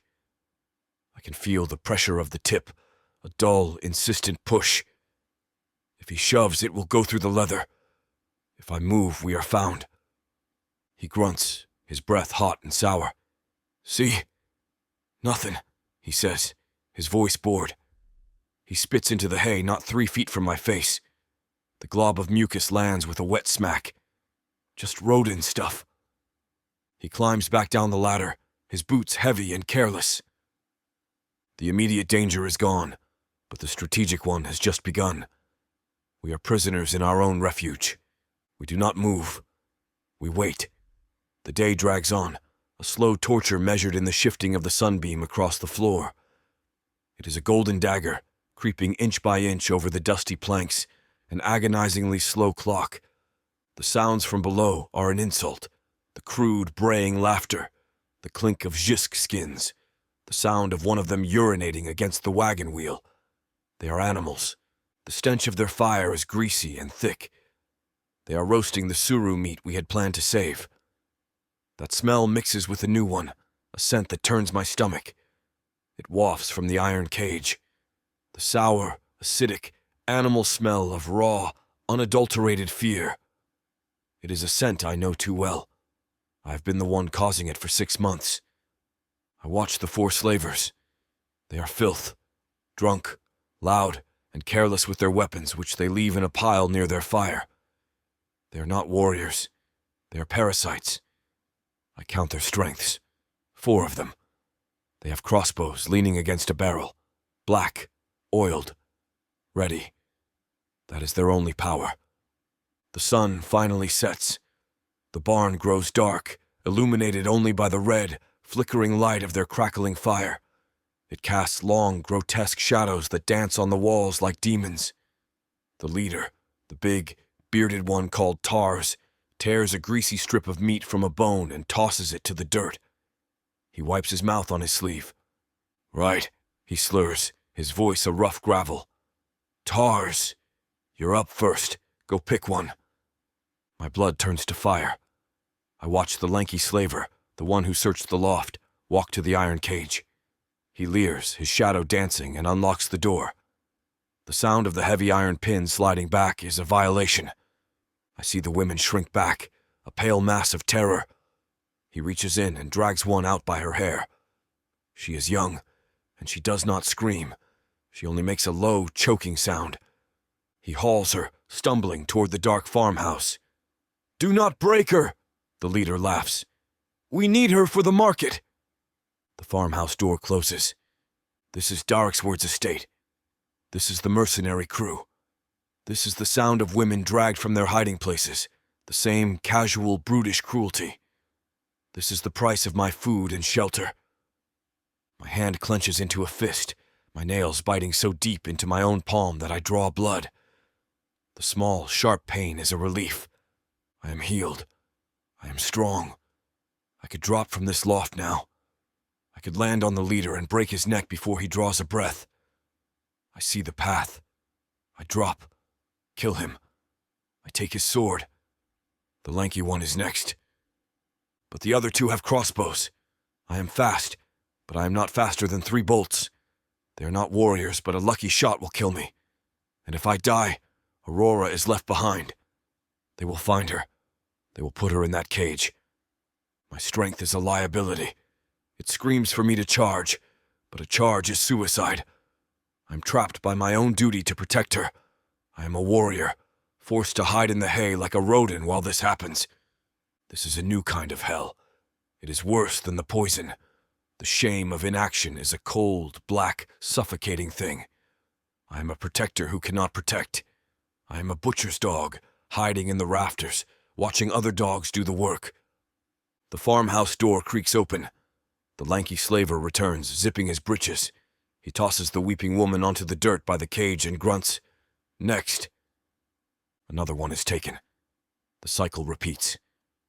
The rage in my chest builds, a silent, volcanic pressure. I am a stone. I am a coiled spring. I wait. I'm about to break. I'm about to do something stupid, something that will get us both killed. I feel Aurora shift beside me. Her terror is a sharp scent in the air, but beneath it I smell something else.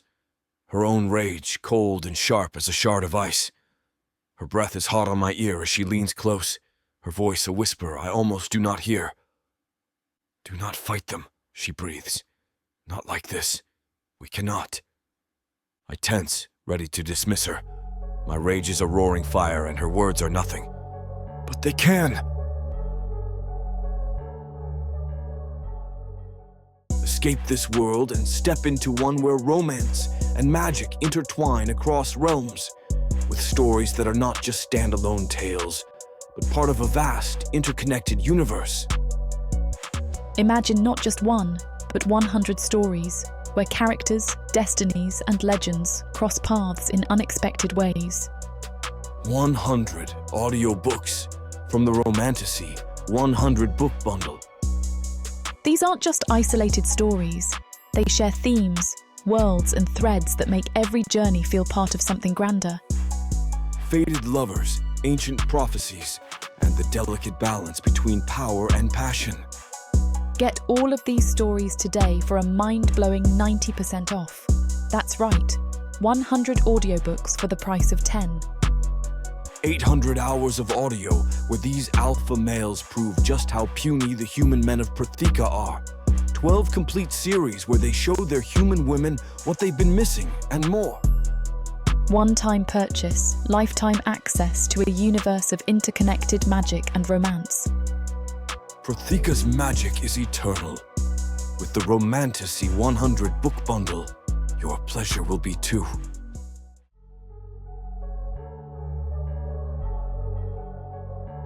Chapter 16. Aurora. The morning light is a lie. It streams in through the cracks in the barn wall, painting golden, dusty bars across the hay. It should mean safety. It should mean the night is over. Instead, it just illuminates our prison. I am pressed into the shadows of the hayloft, my body aching from a night spent knotted in terror. Beside me, Othic has not slept. He is a mass of coiled, silent fury. I can feel the heat rolling off him, a dangerous, contained inferno. He is healed. The Numiscu fever is a memory. His strength has flooded back into his massive frame, and the sight of what is happening below us is driving him mad. The smell is the worst part. The clean, earthy scent of the hay is gone, choked out by the stench of the slavers' camp. It is a thick, greasy miasma of unwashed bodies, stale jisk, urine, and the lingering metallic tang of the suru they roasted. But underneath it all, like a sickness on the air, is the sour, sharp animal smell of raw fear. It rises in waves from the iron cage below. Othic shifts, a fractional movement, and the old floorboards groan. Below, one of the slavers, a lanky, sallow-skinned man, looks up, his eyes bloodshot and stupid. What was that? The leader, a big scarred man with a matted black beard, does not even open his eyes. He is slumped against the wagon wheel, a half-empty jisk skin in his lap. It's the Rodan, Jax. Shut up and get me more meat. My breath catches. Jax. The lanky one has a name. The one called Jax grumbles. Get it yourself, Tars. Tars. The leader. I file the names away, 2 more sharp edges in my mind. I watch them, my heart a cold, hard stone in my chest. I look at Othic. His jaw is so tight I fear his tusks will crack. I know what he is thinking. He could drop from this loft, land on Tars, and snap his neck before the man could even grunt. But I also see what he sees. The other 3, the crossbows, black and oily, leaning against a barrel, just within reach. He would kill 1, maybe 2, and the others would fill his back with bolts. He is a warrior, but he is not a god. He is tactically trapped. His own strength, his own rage, is a liability. A high, thin whimper cuts through the morning air. Jax, on his way back from the fire, kicks the wagon cage. "Shut your holes, you brats, or I'll give you something to cry about." The whimper cuts off into a choked sob. My hands clench in the hay. This is just like the raid. This is the wagon I was supposed to be in. Those women, huddled in the filth, their eyes dead and vacant. That is my face. That is my fate, if not for Othik. The rage I felt last night, the cold, sharp spark begins to burn. It is not like Othik's rage, a roaring fire that wants to destroy everything. Mine is different. It is a cold, patient, suffocating ice. I know how to wait. I have been invisible my whole life. I survived Lord Privis by becoming furniture. These men do not even know I am here. The day drags on, an eternity of tension. The sun moves, a slow, crawling fire across the sky. The slavers get drunker. The women in the cage grow quieter, more hopeless. Then the sun sets, and the barn grows dark, lit by the red, flickering light of their fire. The shadows are long and grotesque. Tars, the leader, laughs and shoves Jax. "Right, Jax, you're up first. Go pick one." I watch in sick, cold horror as Jax unlocks the cage, drags a weeping woman out by her hair and hauls her into the dark farmhouse. My stomach clenches. The farmhouse door slams shut. The clank of the iron cage being locked again echoes in the awful quiet. I look at Othik. He is vibrating. He is shaking with a silent, profound self-loathing. It is a look I recognise. It is the suffocating hatred he wore in the halls of Privis's estate. He is the protector who cannot protect, and it is killing him from the inside out. He turns his head away from me, his jaw clenching so hard I hear his tusks grind together. He is ashamed. This is my moment. He is trapped in a warrior's mind. I must give him a different path. I wait. Time stretches. The farmhouse door creaks. Jack stumbles out, laughing and zipping his trousers. He hauls the weeping, limp woman back and tosses her onto the ground in front of the cage like a sack of grain. "Next!" he slurs. I look at Tars, the leader. He is drinking heavily, his head lolling back as he drains a skin of Jisk. He is careless, drunk, and hanging from his belt, blazing in the firelight as he stumbles, is the heavy ring of iron keys. The key to the cage. My gaze slides from the keys to the pile of weapons by the fire pit. The slavers are lazy. They leave their heavy clubs and rusted broadswords in a careless pile, 10 feet from where they sleep. My mind, once frozen by fear, begins to work. 4 of them. They are armed, yes, but they are drunk. They are slow. They are stupid. In the cage, there are 8 women. I look at Othik. He is still staring at the crossbows, lost in his own shame. I crawl over the dry, rustling hay, my body shaking. The smell of his sweat, musky, clean and vital, is a strange comfort in the stench of the barn. I lean close, so close my lips brush the rough, coarse hair at his temple. "Othik," I whisper, my voice barely a breath. He tenses, his good arm moving to shield me, his head snapping toward me. His eyes are wild. "Do not fight them," I breathe, my hand landing on his bicep. The muscle is hard as stone. "We cannot. Not like this. You are hurt." I feel the growl start in his chest, the protest. "I am." "But they can," I hiss, nodding toward the cage, where 8 pairs of eyes are watching us, wide and terrified. There are 8 of them, and 4 of him. They are drunk. They are slow. He stares at me, his golden eyes narrowing, the growl dying in his throat. He does not understand. "Help me get that key," I whisper, my voice fierce and shaking. "Help me set them free." Othik stares at me, his breath huffing out in a small, surprised cloud in the cold air. I can see his mind working, the warrior's tactical brain processing what I have said. It is madness. I see the thought in his eyes. It is a suicide run. She is not a warrior. They are just human females. He looks down at the slavers. Tars is practically asleep, slumped against the post. The other three are laughing, passing the Jisk skin, their clubs and swords resting carelessly on the ground beside them. He looks at the cage, a dark mass of fear. Then he looks at me. I am not the terrified girl from the estate.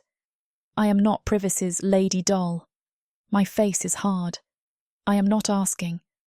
I am telling. I am furious. His gaze changes. The self-loathing fades, replaced by a sharp, calculating gleam. He assesses the situation. The drunk leader, the single key, his own lack of a weapon. His plan, the mad, desperate race from Eelry, failed. It got him poisoned, disarmed, and trapped. Now we will try mine.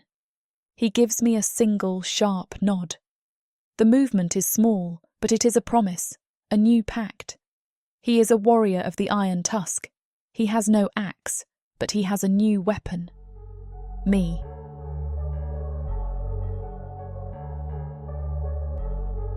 Chapter 17. Othik. I am a coiled spring, wound so tight I feel my muscles ache with the need to act. Below me, the barn stinks of human filth, the greasy smell of their roasted meat, the sour tang of spilled jisk, and the sharp acidic odor of the women's fear all combine into an aroma that is an insult to my senses. My blood hums with its old power. My left arm, once a useless ruin, feels strong, the scar a tight, pulling reminder of Krell's treachery. I am whole, and I am hiding in a pile of hay. The urge to simply drop from this loft, to feel my boots hit the earth and my hands close around a throat, is a physical burning need. But I look at Aurora. She is a pale shadow beside me, her eyes fixed on the scene below, her face registering cold patience. Her plan is madness. It relies on cowed, broken humans. But it is not the plan of a brute. It is the plan of a hunter. She is right. A roar and a charge will get me shot by crossbows. I hate this. This is not a charge, it is skulking. But I will do it. The day is a slow torture. The sun crawls, a golden dagger twisting in the dusty air. The slavers drink. Tars, the leader, is loud and stupid. The lanky one, Jax, is vicious, his laughter a wet, ugly sound. I watch them. I learn them. My chance comes as the sun bleeds away. An older woman, her hair gray with terror, is shoved toward the well just outside the barn door. The slavers are arguing, their voices raised over the last of a Jisk skin. They are not watching. Now, I drop from the loft, landing in the deep shadow by the door. My bare feet make no sound on the packed earth. I am a shadow. She returns, her bucket heavy, her body shaking. Psst. She freezes, her eyes going wide, her knuckles white on the bucket handle. She's about to scream. Do not scream! My voice is a low rumble, a blade in the quiet. I am not your enemy. I let her see me, the monster in the shadows. Tonight, when it is dark, I will open that cage. Her body is shaking so hard she spills water. You must tell the others. When I open the cage, you do not run. You fight. I point to the weapon pile by the fire. Take those. Kill them. She just stares, her mind frozen. I growl, low and impatient. I see the terror in her eyes, but then something else joins it. A black, bottomless rage. She nods. Just once. She runs back to the wagon. Night falls. The barn is dark, lit only by the dying red embers of their fire. The sound of their snores is a wet, rattling chorus. Tars, the leader, is slumped against the wagon wheel, his mouth open. Jax is a heap of limbs by the fire, his body twitching in a drunken sleep. I drop from the loft. This time I do not hide. I am the predator. My bare feet land on the packed dirt floor with no more sound than a settling bag of grain. I am Iron Tusk. I glide through the shadows, the smell of unwashed human male sharp in my nostrils. My heart hammers a slow, heavy drumbeat against my ribs. I loom over Tars. His heavy, spiked club is on the ground. On his belt, glinting in the faint ember light, is the heavy iron keyring. My hand reaches down. My fingers, deft and silent, close over the cold, heavy ring. The metal clinks softly, a tiny, sharp sound in the thick silence. Tars grunts in his sleep, his body rolling, his hand swatting at his belt as if at a fly. I freeze. I am a mountain of stone, my other hand ready to close on his throat and crush his windpipe if he wakes. He just snores, louder this time, a wet, gurgling sound, and settles. I lift the ring, painfully slowly, from the leather hook. I have it. I glide back from the slaver, the heavy keys cold in my fist. I move to the wagon cage. The air here is thick with the smell of raw, human fear. The women are awake, huddled in the back, their eyes wide, white moons in the darkness, tracking my every move. They are looking at me like I am their death. I put the key in the heavy, rusty lock. The sound of the iron grating as I turn it is deafening, as loud as a gunshot in the silent barn. Jax groans by the fire and rolls over. I hold my breath. He settles. The lock clicks open. I pull the heavy iron pin and slowly, silently, swing the cage door open. The creak of the hinges is a scream in the night. The women shrink back, a mass of pale, terrified faces. "Gods, move!" I point at the sleeping slavers. Then I point to the pile of weapons. "Take them," I whisper, my voice a guttural rumble. They stare, paralyzed. I see Aurora in the loft, her hands pressed to her mouth. I'm out of time. I reach into the cage, grab the arm of the older woman, the one from the well, and pull her out. She stumbles. I shove the hilt of a rusted broadsword from the pile into her hand. Her face breaks. The fear is replaced by that same black rage. She nods. She turns to the other women. "No!" she hisses. Then another woman moves. And another. They are armed. 8 women, their hands shaking, holding rusted swords and clubs. They look pathetic. They look terrifying. They are a pack of starving wargs that have just cornered their prey. They look to me. The monster. Their leader. They are ready. I look at the 2 by the fire. I look at Tars and Jax. I will not let this be a quiet assassination. This is a release. This is vengeance. I fill my lungs, my healed shoulders broad and strong. I roar. It is a full-bodied, terrifying sound of orcish rage, a sound I have not used since the shipwreck. It is the loyal sound of my clan, of my blood, of my stolen pride. The slavers jolt awake.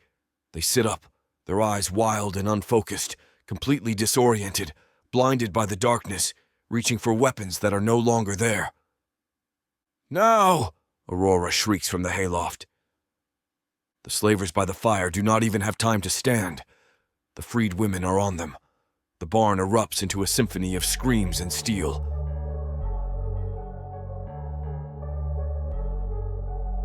Chapter 18. Aurora. The roar Othic unleashes is not the sound of a man. It is a physical force, a blast of sound so primal and full of rage it shakes the dust from the rafters. It is the sound of a god of war, and it splits the night. I am in the hayloft, peering over the edge, my heart trying to escape my chest. Below, the slavers jolt awake. They sit up, their eyes wild and unfocused, completely disoriented, blinded by the darkness, their hands fumbling for weapons that are no longer there. "Now!" I shriek, my voice a thin, useless echo under his roar. The 2 slavers by the fire do not even have time to stand. The freed women are on them. The older woman, the one Othic spoke to, is in the lead. She does not scream. She just raises the rusted broadsword over her head with both hands and brings it down on the neck of the man closest to her. The other women are not silent. They are a wave of high-pitched, shrieking rage. They swarm the second slaver, their clubs and pitchforks rising and falling. It is not a battle, it is a butchering. It is a savage, desperate, and beautiful justice. "What the—" Tars bellows, scrambling to his feet, his eyes wide as he sees his men being slaughtered. He sees the empty open cage. He sees the mob of furious armed women. And then he sees Othik, standing by the wagon, his massive healed body now a towering silhouette against the firelight. "You!" Tars roars, his face turning purple. He ignores the women. He sees the true threat. He and Jax, the lanky one, draw their own swords. Tars lunges at Othik. Othik is unarmed, but he is not the victim from the Eelry Gate. He is a mountain of coiled, ready muscle. He ducks under the first wild swing, the wind of the blade hissing past his head, and drives a powerful kick into Tars's knee. The slaver howls as his leg buckles. My heart leaps. He is winning. He is strong. A thud from the ladder to my left. My head snaps around. Jax. He ignored the chaos. He ignored Othik. He is coming for me. His grime-caked fingers grip the edge of the hayloft, his face twisted in a grin as he sees me. "Found you, little rabbit." He begins to scramble up, his own rusted knife in his teeth. He is coming for me. Tars is getting to his feet, about to charge Othik again. They are going to kill us both. I scramble back, my hands finding the rusty three-pronged hay hook Othik had pointed out to me days ago. It is heavy, balanced, and sharp. The slaver's head appears over the edge of the loft. He sees me, and his grin widens, his eyes dropping to my torn tunic. "Yes, come to me, little—" I scream. It is not a sound of fear. It is a raw, guttural shriek of pure, undiluted rage, a sound I did not know my body could produce. I don't wait for a lunge. I do not hesitate. I lift the heavy hay hook with both hands and jam it down, putting all of my weight, all of my terror, all of my hatred for Privis and Krell, and all of them into one single vicious thrust. He does not have time to block. He only has time to be surprised. The rusty tines hit his face. I feel a sickening soft pop as they find his eye, sinking deep. His shriek is unholy. It is a sound that splits the night, a high-pitched, wet wail of agony that drowns out the weeping of the other women. He rears back, his hands flying to his ruined face, a fountain of black blood erupting from the socket. He stumbles backward on the ladder, loses his footing and falls, a heavy, screaming weight, to the barn floor 12 feet below. He hits the packed earth with a thud so heavy it shakes the loft. His broadsword, the one he was carrying, clatters loudly on the dirt floor, skittering to a stop just feet from where Othik is. Tars, his sword raised, his face registering confusion, turns. He turns his head for a split second toward the sound of his man's ungodly shriek. It is all Othik needs. I see him move. He is not a wounded victim. He is a predator.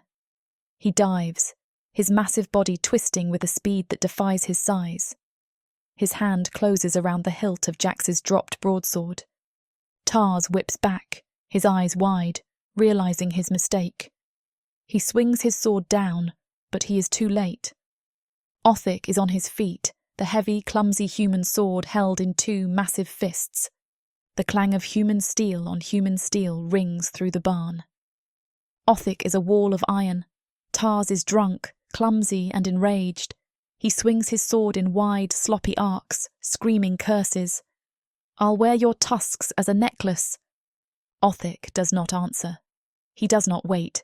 He does not just defend. He attacks. He is Iron Tusk.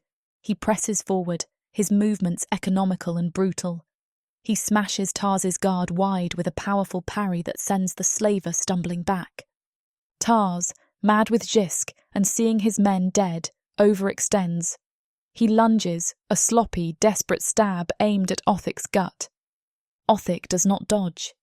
He simply turns his hip, letting the blade scrape harmlessly past his leather-bound side, and in that same instant he brings his own sword around in a devastating two-handed arc. It is not a swing, it is an execution. The heavy blade, backed by all of Othic's strength, cleaves straight through the slaver's neck. Tars freezes, his eyes wide with a final stupid surprise. His head topples, his body drops like a stone. The barn is suddenly, shockingly silent. The singular sound is the soft, hysterical weeping of the freed women, huddled by their empty cage. The smell of fresh human blood is thick in the air, mingling with the hay. Othic stands over Tars's body for a long second, his massive chest heaving. Then he slumps, the adrenaline leaving him. The borrowed sword falls from his nerveless fingers and thuds into the dirt. He staggers, leaning heavily against the wagon cage, his head bowed. I scramble down the ladder, my knees so weak I almost fall. I run to him, my hands flying to his face, to his chest. Othic, Othic, you are... He is alive. He covers my small, shaking hands with his own. They are hot, slick with Tars's blood.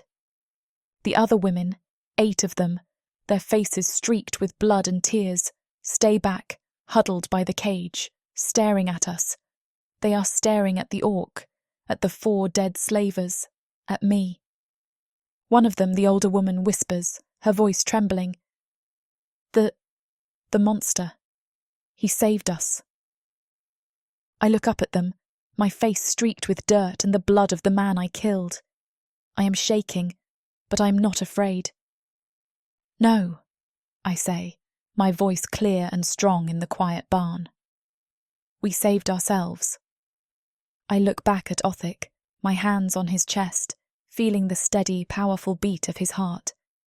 And his name is Othic.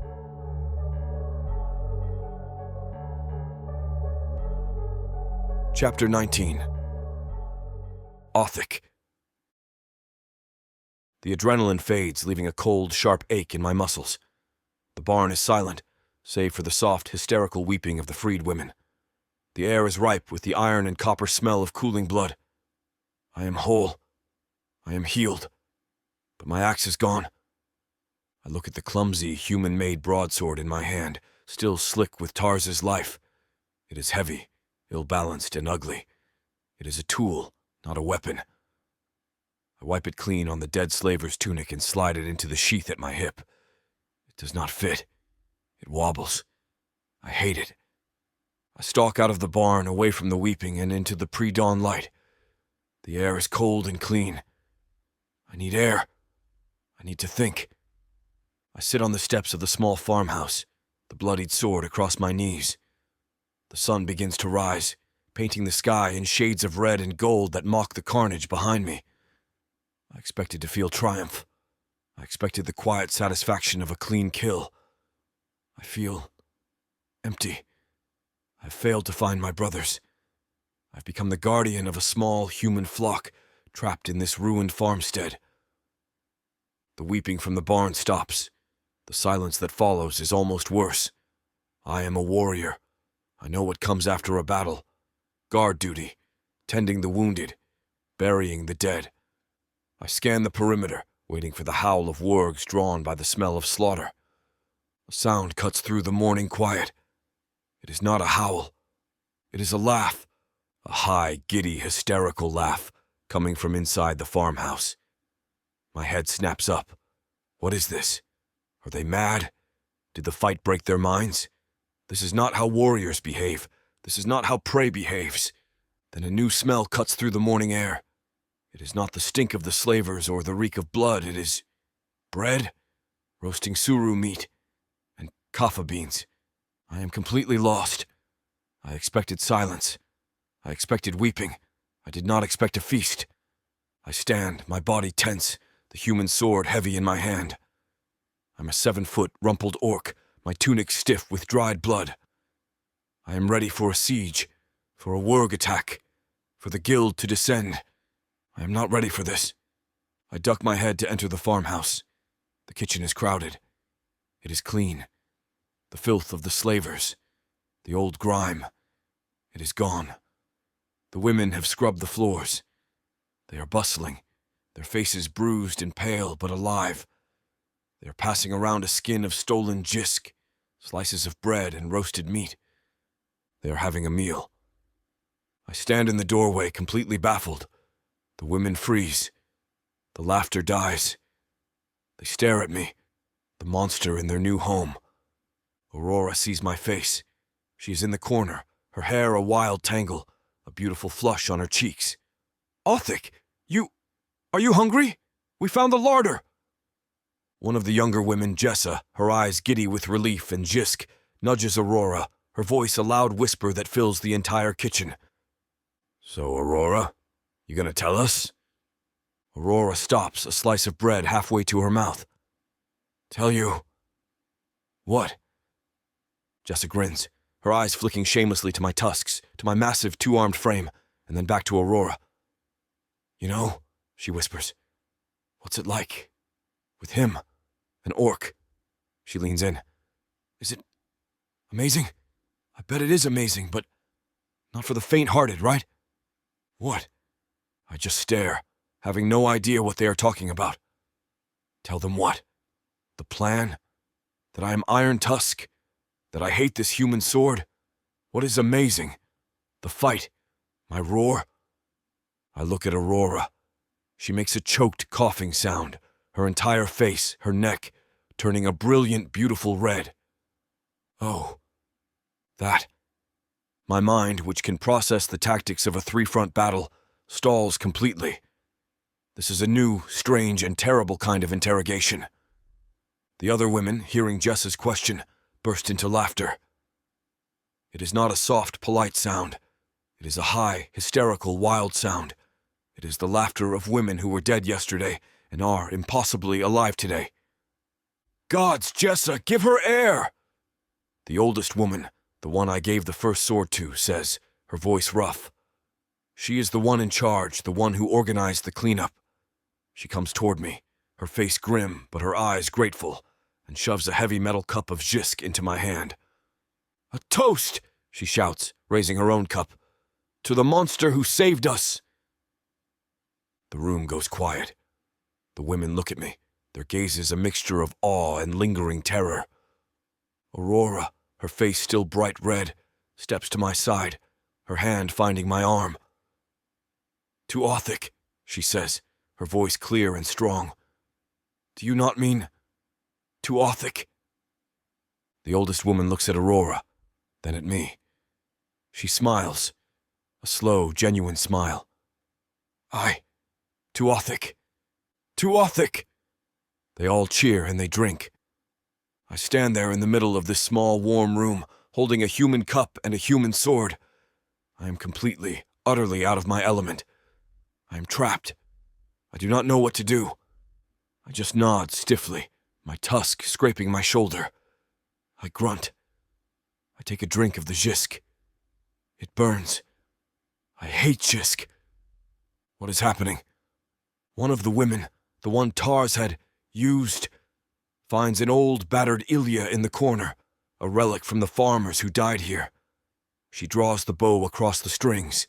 The sound is terrible, a fast, scraping, joyful, awful tune, and they dance.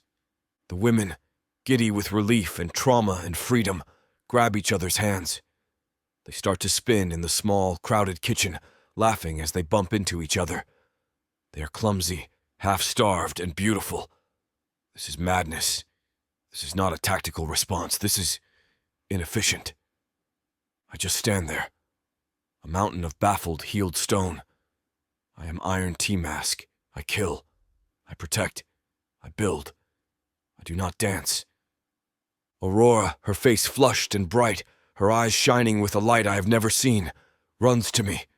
She tugs on my arm. "Dance, Othic!" she laughs. "We are free." Dance? I look at her tiny hand, then at my own massive, blood-stained one. What? This is a demand I cannot meet. "I do not dance," I rumble, my voice low. Oh, come on! Jessa laughs from across the room. A big boy like you must know how to move. My face feels hot. This is a new form of torture. Aurora pulls again, her small hand insistent, her eyes bright. The other women are watching, laughing. This is a new, strange, and terrible kind of battle. To appease her, I try a tiny, shuffling movement with my feet. It is stiff. It is awkward. It is terrible. I am a mountain trying to be a leaf.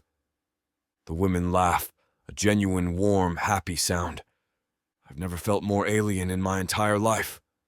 I stop, my face burning.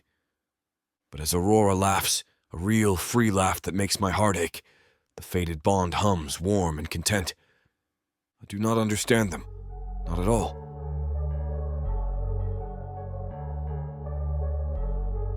Chapter 20. Aurora. A moon has passed. It is a strange new life. The farmstead, which we now call the Schildborg, is no longer a refuge. It is a home. The air no longer stinks of fear and jisk. It smells of wood smoke from the cook fire, of Torah hides stretched and curing in the sun, and of the sharp, clean scent of the lye soap Myra taught us to make. I wake every morning not to the sound of a slaver's boot, but to the sound of Othic's roar. Again! His voice booms across the yard, a raw, guttural command. I peek from the farmhouse door, my hunting pack in my hand. Jessa, her face streaked with sweat and tears, scrambles to her feet. She is holding a heavy, rusted slaver's sword that looks too big for her hands. "It is too heavy!" she cries, her voice breaking.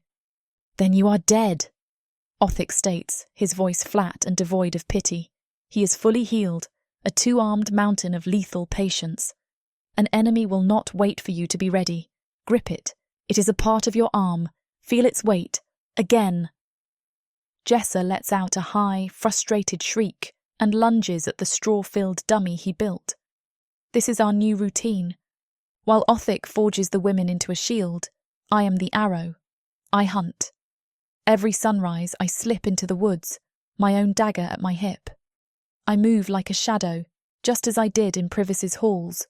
But now I do not hide. I seek. Othic's training for me is different. He does not teach me to block and parry. "You are small," he rumbled to me one evening, his large calloused hands covering mine, guiding my grip on the dagger. The heat of him was a solid wall at my back. "You will never win a fight of strength. You do not fight. You end." He turned me to face the straw dummy, his arm a possessive heavy bar across my stomach. His other hand guided my knife. "You do not stab the chest. You do not aim for the arm." His finger tapped the dummy's knee. "Here, the back of the knee. A severed tendon makes a giant fall." His hand moved up. Then, the eye, the throat. "You are a shadow. You are a blade. You do not fight. You execute." Now, in the woods, I am that shadow. I return with suru and pouches full of fialon berries. I am his partner. He protects the home. I provide for it. On the last night of the moon, the Schildborg is bright with firelight. A wild Torah strayed too close to our perimeter 3 days ago. It was Myra who saw it, Jessa who set the snare Othic taught her, and Rilla, the quiet one, who finished it with a steady, practiced knife to the throat. Tonight, it roasts over the main fire pit. The smell is thick and rich, mingling with baking bread and stewed tubers. They have made a feast, a farewell party.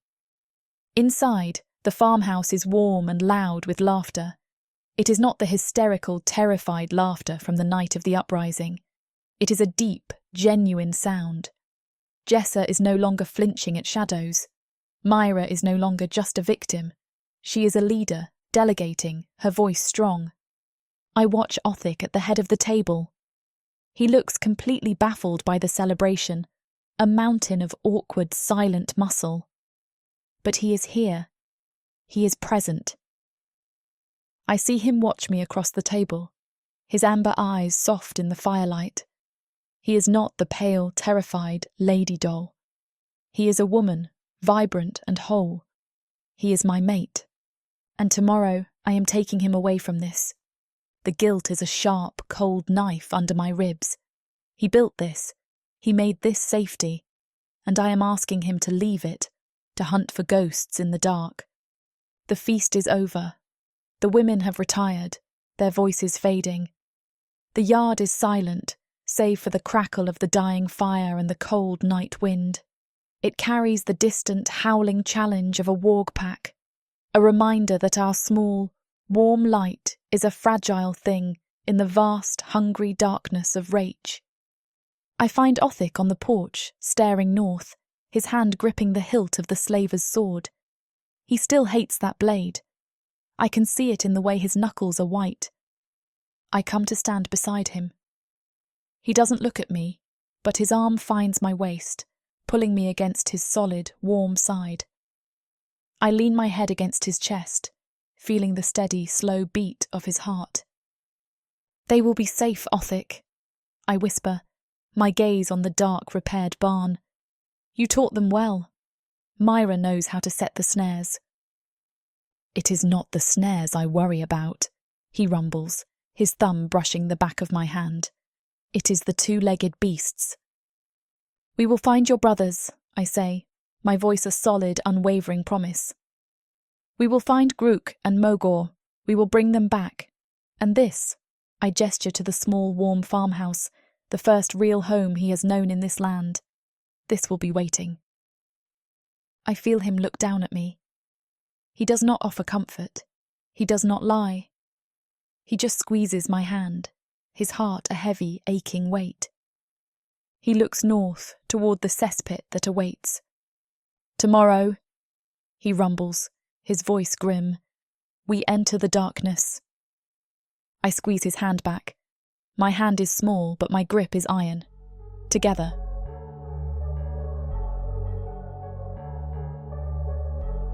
Chapter 21. Othik. The pre-dawn air is cold. It is sharp in my lungs, carrying the metallic smell of frost and the faint, greasy char of last night's roasted Torah. The laughter from the feast is gone. The music is gone. There's only the wind whistling through the new, solid gate I built, a high, mournful sound. My body is whole. The Numiscu poison is a memory, the wound on my shoulder just a puckered, angry scar. I'm strong again. I roll my shoulders, feeling the smooth, healed pull of the muscle. My hand rests on the hilt of the slaver's broadsword. I still hate this blade. It has no weight, no soul. It is a clumsy piece of human iron, a reminder of what I have lost. But it is all I have.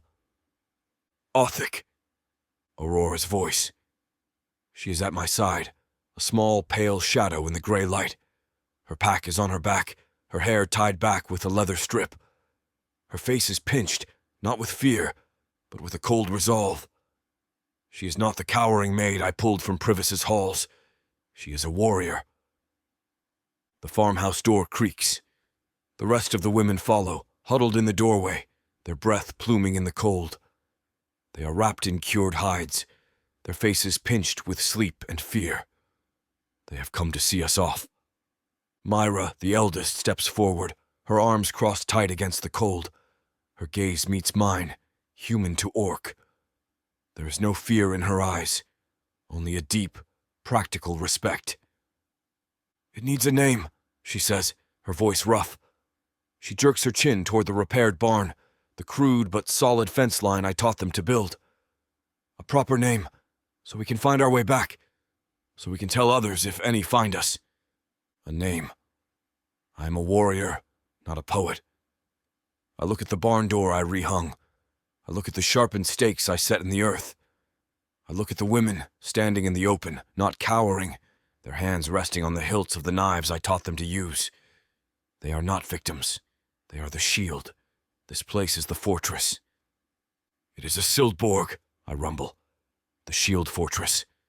The word hangs in the cold air, heavy and old. "Sildborg," Myra says, and a slow, grim smile touches her lips. She nods once, a look of deep satisfaction. "Aye, That it is. It will hold. It is time. There are no more words.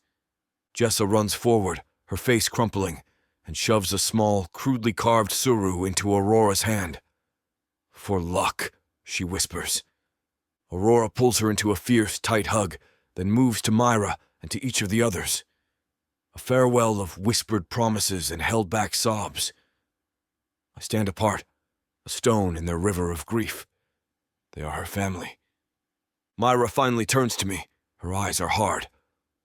You taught us to be strong, Othik. Now bring her back.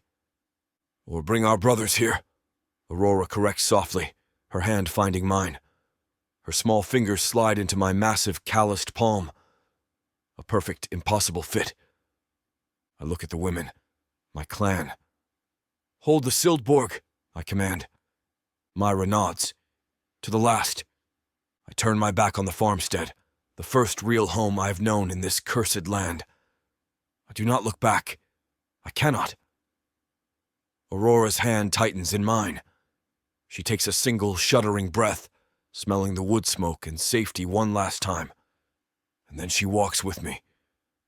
We cross the cleared yard, the repaired gate groaning a farewell as I push it open. The sun is a brilliant golden lie, a sharp, clean gold that spills over the open fields of Raich. It feels wrong. This peace feels like a trap. We walk for hours. The beautiful open fields, vibrant with the false promise of safety, slowly give way to taller, denser trees. The sunlight, once so bright, begins to dim, cut off by the thickening canopy.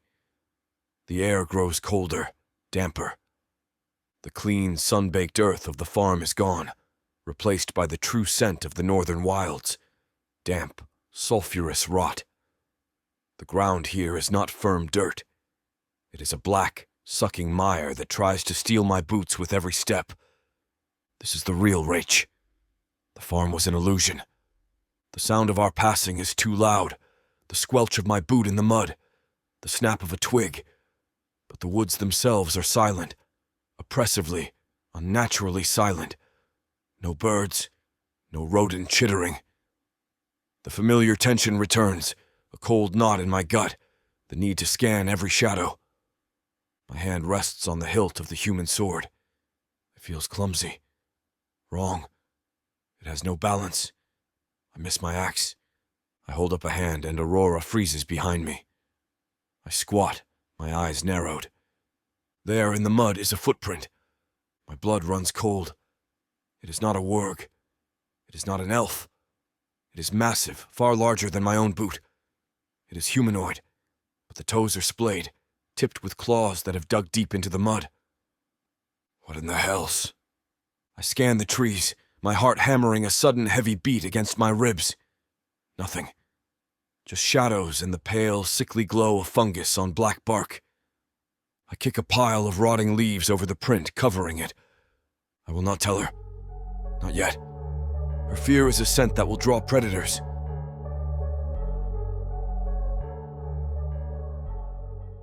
Earth is pretty much a desolate wasteland since the orcs came over from Protheka, and being a woman, the best you can hope is to be someone's property. Now, after my curvy body catches Korthar's eye, he'll claim me, and I'll serve him, in any way he pleases. You're mine now. Listen to this story and more when you get the complete Orc Warriors of Protheka audiobook and ebook bundle.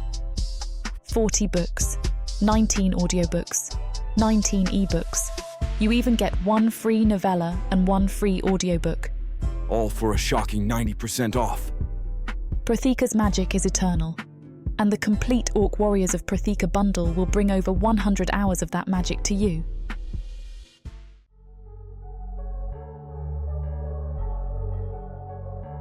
Chapter 22. Aurora. We do not stop until the sky bruises into evening and the sulphur stench grows stronger. No fire. He orders it without speaking. Just a look, a tightening of his jaw. We settle into a hollow between 2 weeping roots, thick as pillars, slick with moisture that drips in slow, rhythmic taps. The cold sinks into me immediately, sharp as needles. I curl against Othic's side, trying to leech warmth from him. He is a furnace, burning from some core I will never understand. My shaking eases only because of him. Then a new smell threads through the air. Rank, musky, oily, wet fur left too long in a dark room, hair damp with sweat and blood, the kind of scent that hits the back of your throat and refuses to leave. "What is that?" I whisper. Othic goes still, not the restful kind, the statue kind, and when a warrior like him goes statue still, it means something is terribly wrong. His growl rises, not loud, but so deep it seems to vibrate the earth. The last time I heard a sound like that, slavers died. He stands, silent, sword drawn. I press myself deeper into the roots, dagger trembling in my grip. My breath fogs faintly in the cold. His does not. He is too keyed up, too taut. I try to sleep. I fail. My eyes stay open, locked on every flicker of shadow. Suddenly, I see them. 2 red pinpricks, low to the ground, unblinking. Not animal eyes. Those dart, reflect, move. These, watch, fixed, intelligent, a patient, sinful red. They study us. My lungs forget how to work. I clutch the roots behind me until bark cuts my palms. The eyes do not move, do not blink, just watch, for hours. At some point exhaustion grabs me by the throat and pulls me under. When I wake, the sun is only a smear of grey behind the canopy. My body aches from the cold, my neck stiff, my hands numb. Othic is not beside me. Panic jolts through me. He returns a moment later, his jaw tight, breath sharp with fury. He grabs my shoulder, too hard, and I gasp. Then I see why. Behind him, in the small clearing where the eyes had been, lie 3 Roden, or what's left of them. Their heads are ripped off, not cut. Ripped. The bodies piled neatly, purposefully. A message. Every bone in my body tries to retreat at once. Othic's voice is a growl, raw, dangerous. "We do not rest," he snarls. "We run."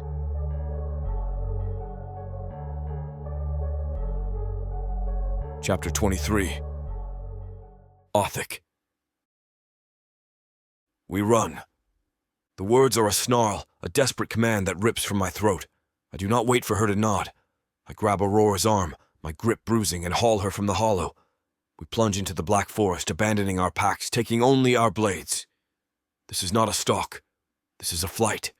The ground is a treacherous, sucking mire, and I drag her over gnarled roots and through grasping thorns. She stumbles, her breath a raw, panicked gasp, but I do not slow. I cannot. The rank, musky smell is no longer a distant threat. It is behind us, a thick, oily presence that coats the air, a promise of violence. It is not trying to be quiet. I hear it. A heavy thud. Crash. A tree splinters to our left, the sound of its destruction a clear display of contempt. It is not hunting us. It is playing with us. It is strong. It is fast. And it is close. My muscles are whole, my body healed. But this is a primal fear I have not felt since I was a child. This is a story my clan elders told to frighten us, a beast of nightmare and shadow, and it is real. Aurora cries out as she trips, her ankle twisting on a wet stone. I yank her to her feet without stopping, my frustration a hot, bitter taste in my mouth. The frustration is not at her. It is at this. At being hunted. She is human. She is small. She is slowing me down, and I will not let this thing have her. I hear the sound of rushing water, a roar that cuts through the oppressive silence of the forest. Hope.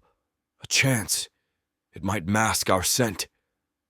I burst through a thicket of thorns, the branches tearing at my leathers, and stop dead, pulling Aurora hard against my chest. It is not a wide river. It is a sight of pure, tactical despair. A deep, narrow, rocky ravine, perhaps 30 feet across, with a fast-moving stream at the bottom. The only way forward is through it. This is not safety. This is a bottleneck, a perfect kill zone. A tree splinters behind us, so close I feel the vibration through the mud. The beast is coming, and it is not subtle. We have no choice. "Move!" I roar, shoving her ahead of me down the slick, muddy bank. "Do not stop! Do not look back!" We plunge into the ravine. The path is a treacherous, narrow ledge, slick with green moss and the cold, stinging spray from the stream. The rocks are sharp, the footing unstable. Every step is a risk, a potential fall into the churning water below. The air is cold, heavy with the smell of ozone and wet stone, but I can still smell the beast's musk, thick and overpowering. I'm halfway through, my arm locked around Aurora's waist, pulling her over a small rock slide when I hear it. Crash! It is not from behind us. It is from above. I look up. On the ridge of the ravine, silhouetted against the pale, sickly sky, the massive, hairy shape is running parallel to us. It is keeping pace. It is not even breathing hard. It knows this land. It was not chasing us into the ravine to catch us. It was hurting us. My blood runs cold. I shove Aurora forward. Faster! The ravine path widens, opening up into a circular dead-end clearing. A sheer, wet cliff face rockets up into the sky. The waterfall a curtain of white, angry water, its roar so loud it shakes the rocks under my feet. The only way out is the narrow ravine path we just came through. We are trapped. Krell's Cliff, all over again. I turn, my heart seizing, looking back the way we came. Aurora sees it too, her face a mask of pale, breathless terror. Thick. I grab her arm, my fingers biting into her flesh, and shove her toward a small, dark alcove hidden behind the curtain of the waterfall's spray. Stay. Here. I turn, my human sword hissing as I draw it. It feels small and worthless in my grip. A massive, hairy shape blocks the sunlight from the ravine entrance. It is here. It is standing at the bottleneck, its head tilted, watching us. It was not chasing. It was waiting. I stand between the alcove and the monster. The smell of it is overwhelming in this enclosed space, a thick reek of filth, wet fur, and rotten meat that coats my tongue and makes me want to gag. The sight of it is worse. It is a 9-foot-tall nightmare of matted, filth-caked hair and knotted, inhuman muscle. It is humanoid, but wrong. Its arms too long, its back hunched. It holds a massive club made from a young tree trunk, the end spiked with sharp black rocks. This is not a beast. This is a woodwose.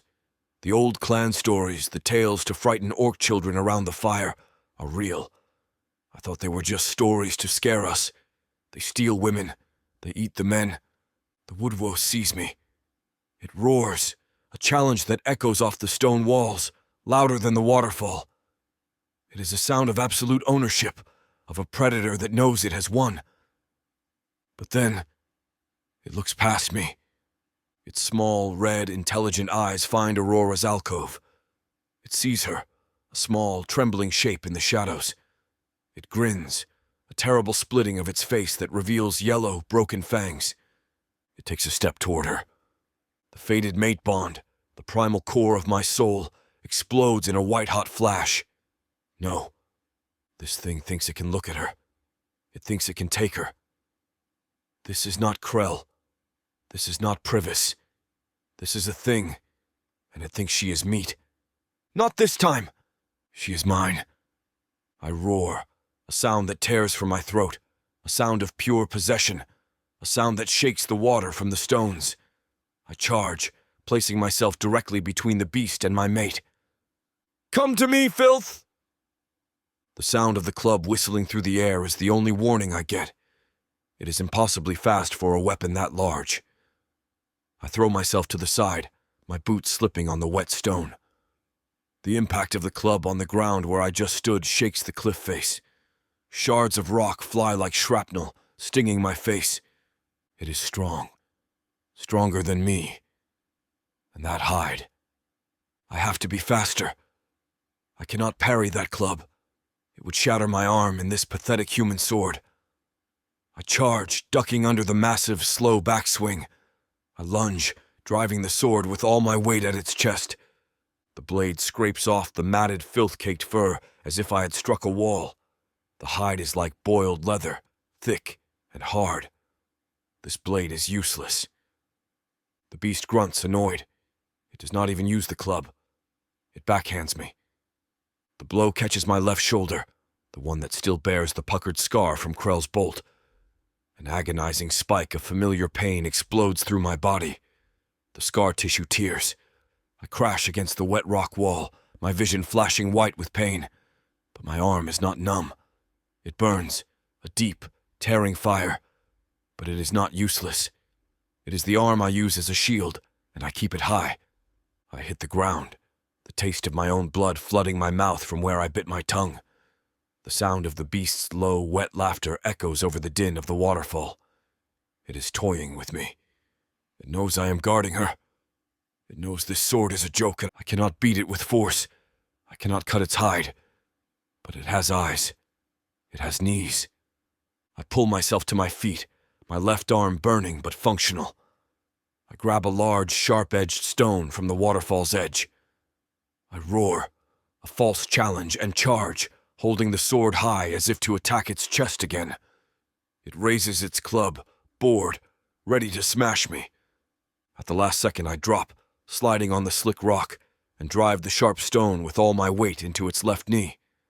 A high-pitched, wet shriek of pure pain. The sound of bone and cartilage crunching. Got it! The woodwose howls, its leg buckling. It drops its club with a clatter, both hands flying to its ruined knee. It is open. It is vulnerable. I lunge, the human sword ready in my good hand, aiming for its throat, for its eyes. Thwack! The beast, even in agony, is fast. Its massive, free hand swings in a wide, desperate arc, catching me across the chest. It is not a punch. It is a slap, but it feels like being hit by a log.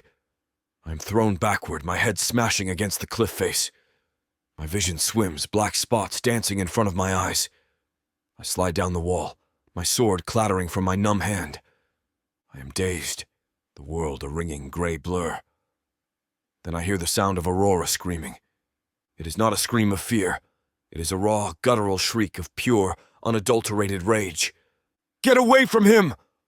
No! Aurora, stay back! Run! I try to stand, but my legs will not obey. I am helpless. The woodwose, ignoring its bleeding knee, limps toward the sound of her voice. It sees her, a small, defiant shape with a dagger, standing in the open. It chuckles, a wet, gurgling sound, and raises its massive hand to grab her. I am too far. I'm going to watch her die. She does not run. She ducks under its clumsy, one-legged lunge and jams her dagger, with both hands deep into the back of its good leg, severing the tendon. Her training. She remembered her training. The knee. The beast roars, a sound of shock and betrayal, and its other leg gives out. It crashes to the ground, falling, and she scrambles away, crab-walking backward, her eyes wide but her teeth bared. She fought. She is Iron Tusk! The beast is on the ground, roaring, trying to get up, a 9-foot monster reduced to a crippled, crawling thing. I'm on my feet. I grab the human sword. This time, I know where to strike. I stalk forward, ignoring its pathetic, swiping claws.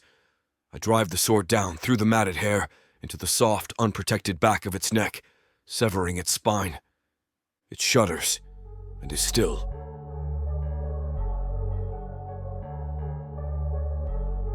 Chapter 24. Aurora. The silence is deafening. It rushes in to fill the space the woodwose's roar left behind, a heavy, crushing void. The only sound heard is the constant, thunderous roar of the waterfall and Othic gasping for air. He is leaning against the wet cliff wall, his massive chest heaving, the slaver's sword still hanging from his grip. The smell is overwhelming, a physical thing that makes me want to gag. The creature's black, foul blood has coated the slick rocks in a thick, coppery, oily film. It coats my dagger. It coats my hands. My heart is hammering so hard I feel it in my throat. I look at the massive, still body of the beast, its spine severed by Othic's blade. Then I look at my own dagger, slick with the same black blood from where I drove it into the creature's leg. I did that. I stabbed it. I did not run.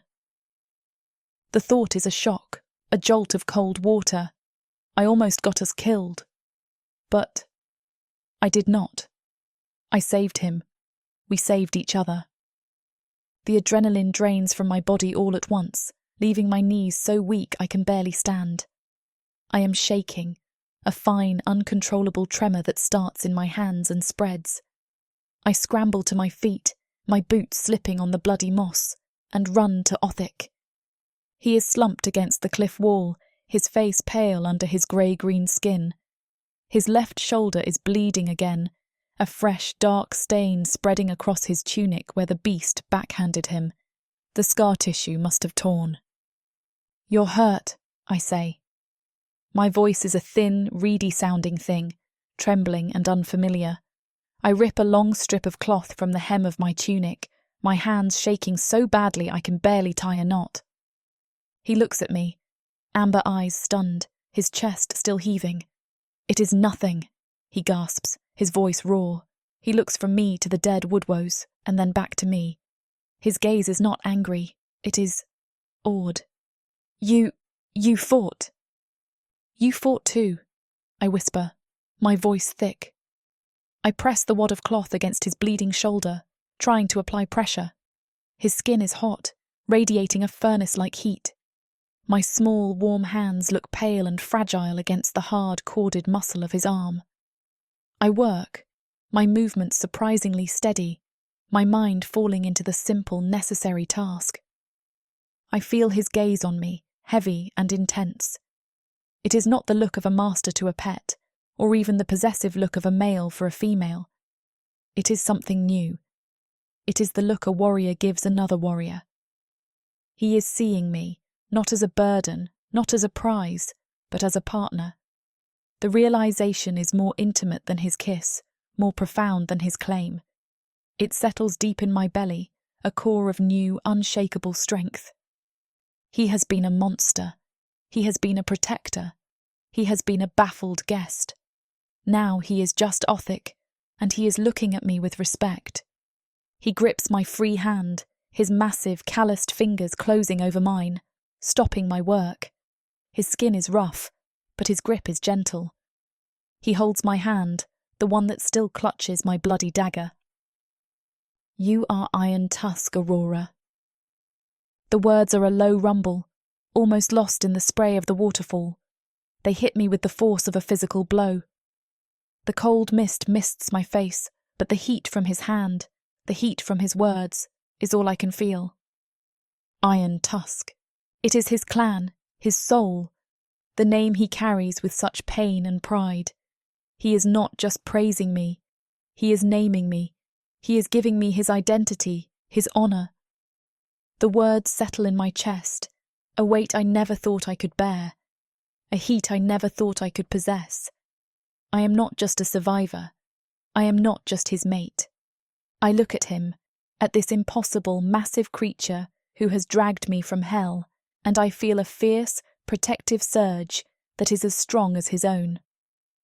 "I am your clan, Othic," I whisper, my voice shaking but fierce. I meet his gaze, and I do not look away. "I will not hide while you die for me." I watch him stare at me, his smouldering eyes warring with emotions I cannot name. Pride, shock, and a fierce, raw possession that makes my belly tighten. But the possession is different now. It is not for a thing. It is for a partner. He finally nods, a single sharp dip of his chin. The certainty in that small movement seals the pact. I finish the bandage, my movements now sure and practiced. I pull the knot tight, and his muscle barely flinches. The sound of the waterfall is no longer a trap. It is just water. I am breathing, and he is breathing beside me. We are alive. I am his mate, and I am his partner. He grunts, a sound of grim acceptance, and pushes himself off the wall. He is no longer the dazed victim. He is the Tusk again. He stalks to the dead woodwoes, his boots heavy on the stone.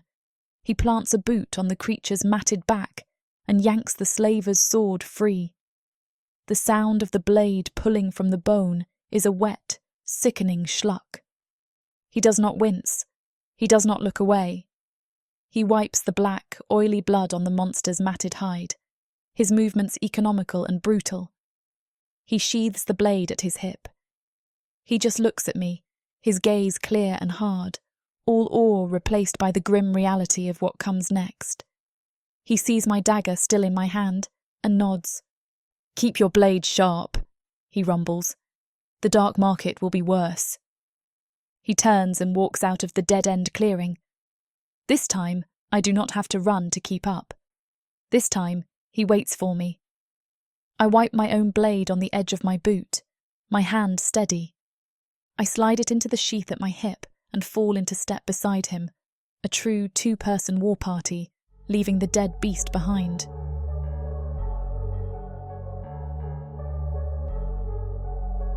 Chapter 25. Authik. I stop at the crest of the ridge, pulling Aurora back into the shadow of a gnarled, black-barked tree. Below us, the dark market is a living wound in the earth. It is a sprawling, roaring rat's lair of filthy tents, rickety shacks, and iron cages, all built into the weeping walls of a massive ravine.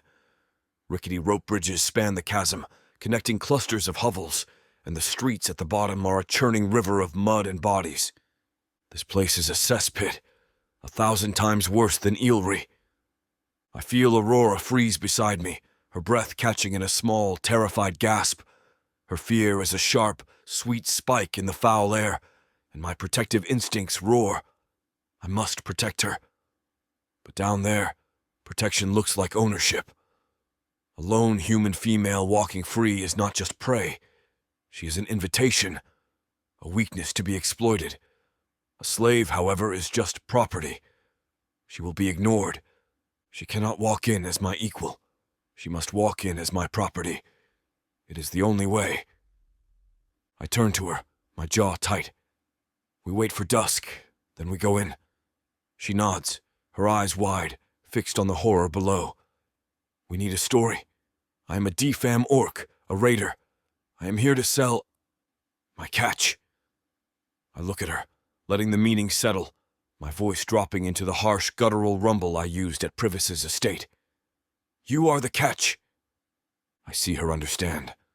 The words land like a slap, and I watch her swallow, her heart hammering against her ribs like a frantic, trapped bird.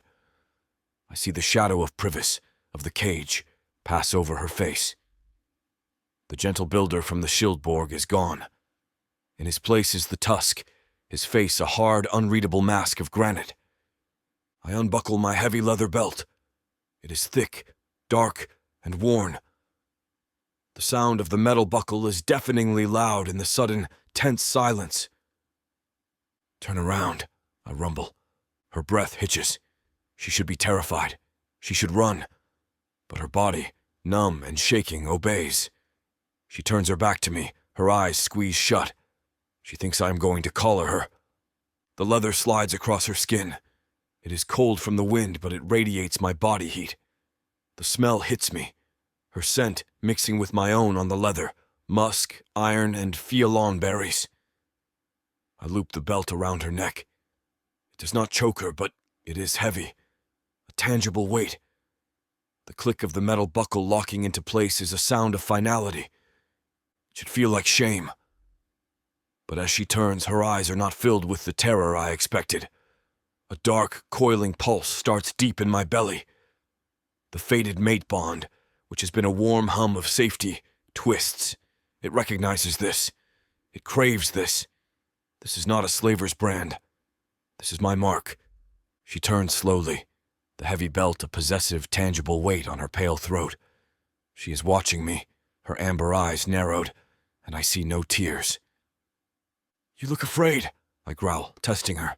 She shakes her head, her voice a whisper. I am not.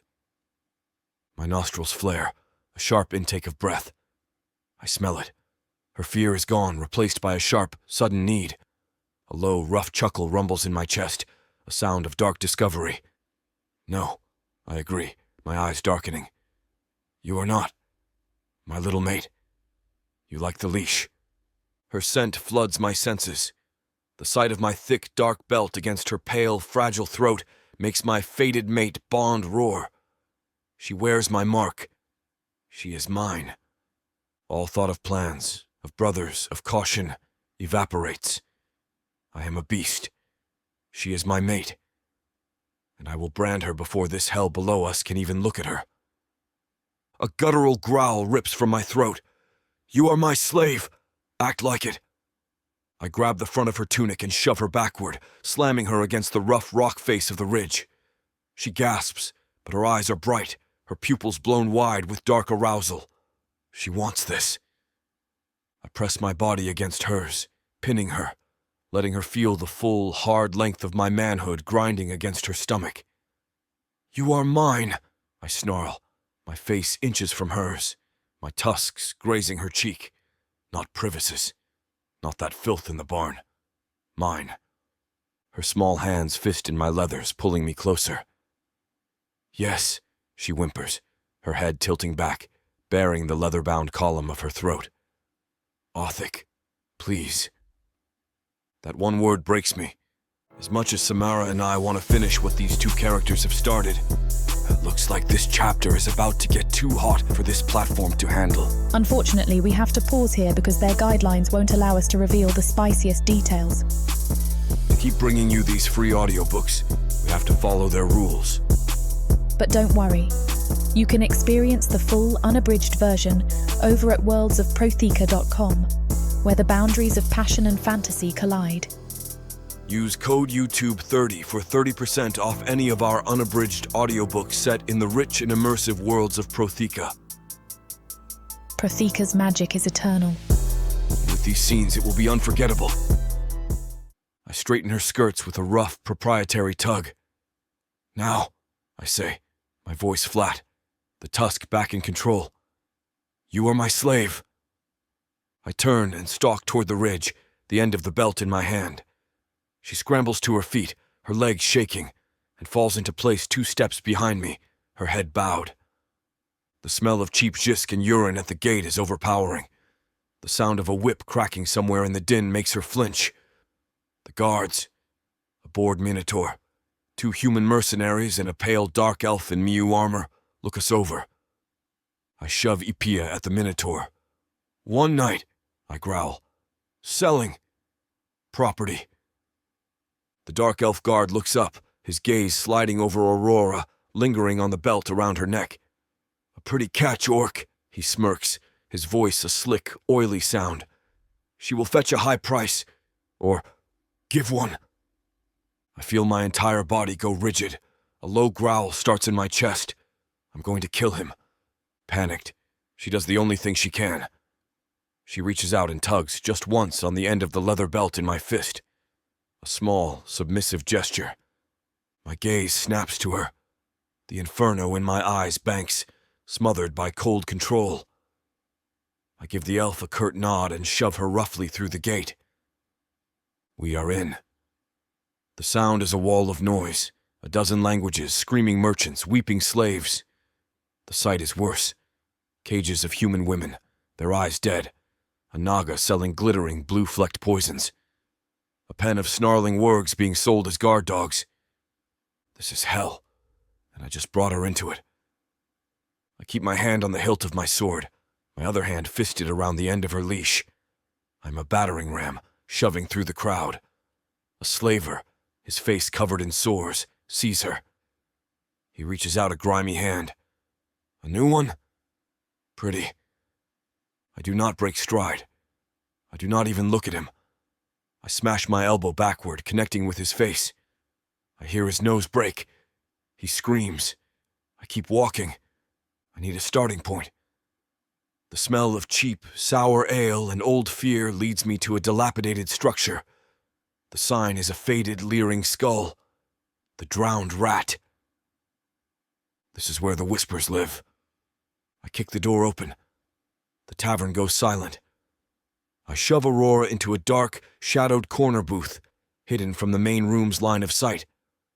"Sit!" I shout. She nods, disappearing into the shadow of the booth. I turn, my hand on my sword, my shoulders squared. When I see all eyes in the tavern look down, only then do I sit down.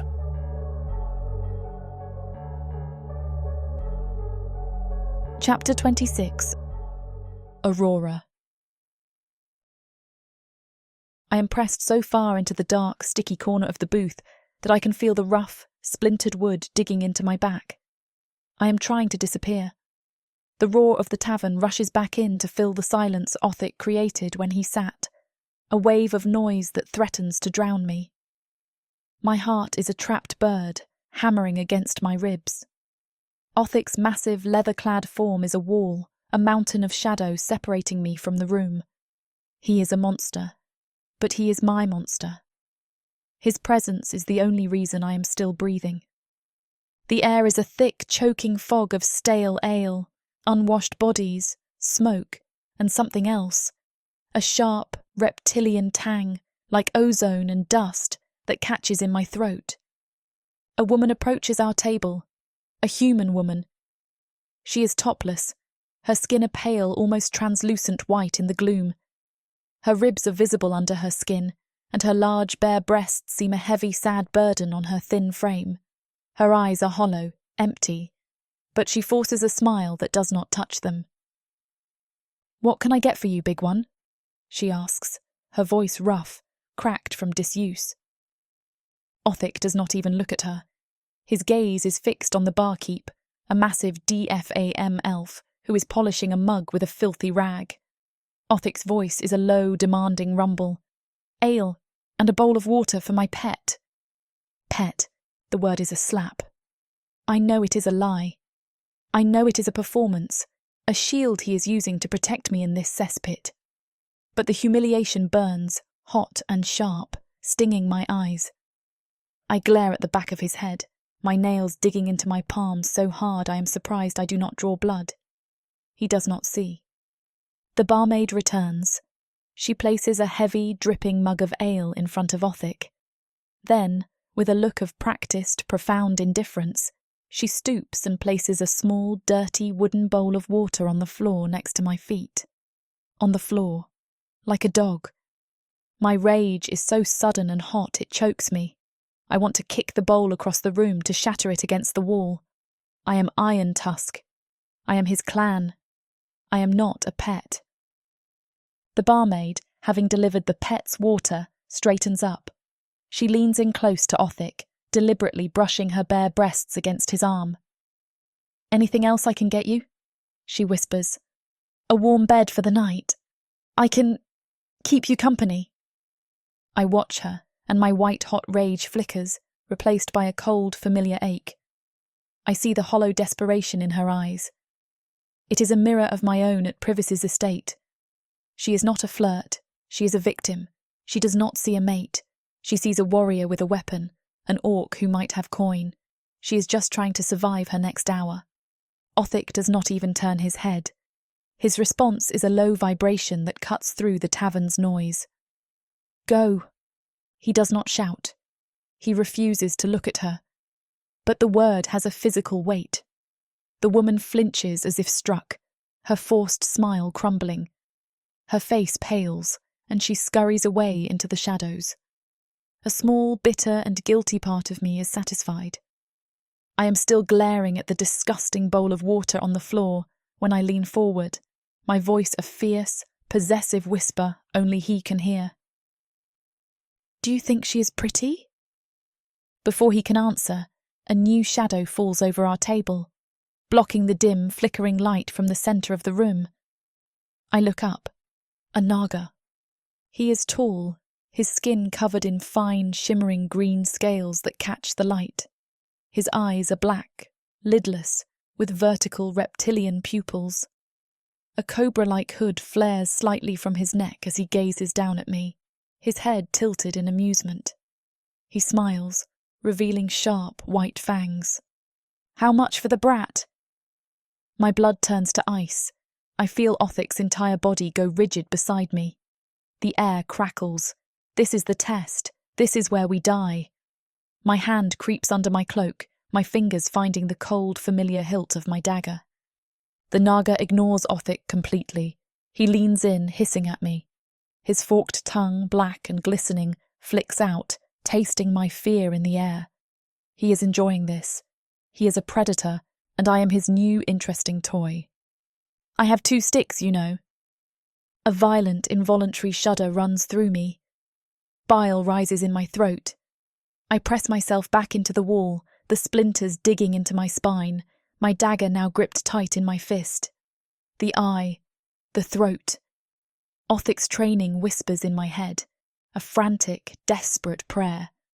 The knee, but I am frozen, my terror a physical cage. Othic's voice is a low, dangerous rumble. He sounds bored, but I am pressed against him. I can feel the solid wall of his muscle, coiled like a steel spring, vibrating with the urge to kill. She is already sold. A lie. I almost gasp. He is trying to de-escalate. The Naga's smile widens. He does not believe it. His black, slit-pupilled eyes narrow, and he shifts his gaze to Othic for the first time, recognizing a challenge. Othic changes tactics. He leans back, the movement casual, his voice becoming the rough, dismissive growl of a merchant. But I am paying coin for information. The Naga's interest is piqued. His hood relaxes slightly. Information is my trade. There are a group of orc scumbags that owe me money. Othic growls. I think they may be hiding in Rage. Know of any new orcs been hanging around lately? He is hunting for his clan brothers, Grook and Mogor. My heart aches.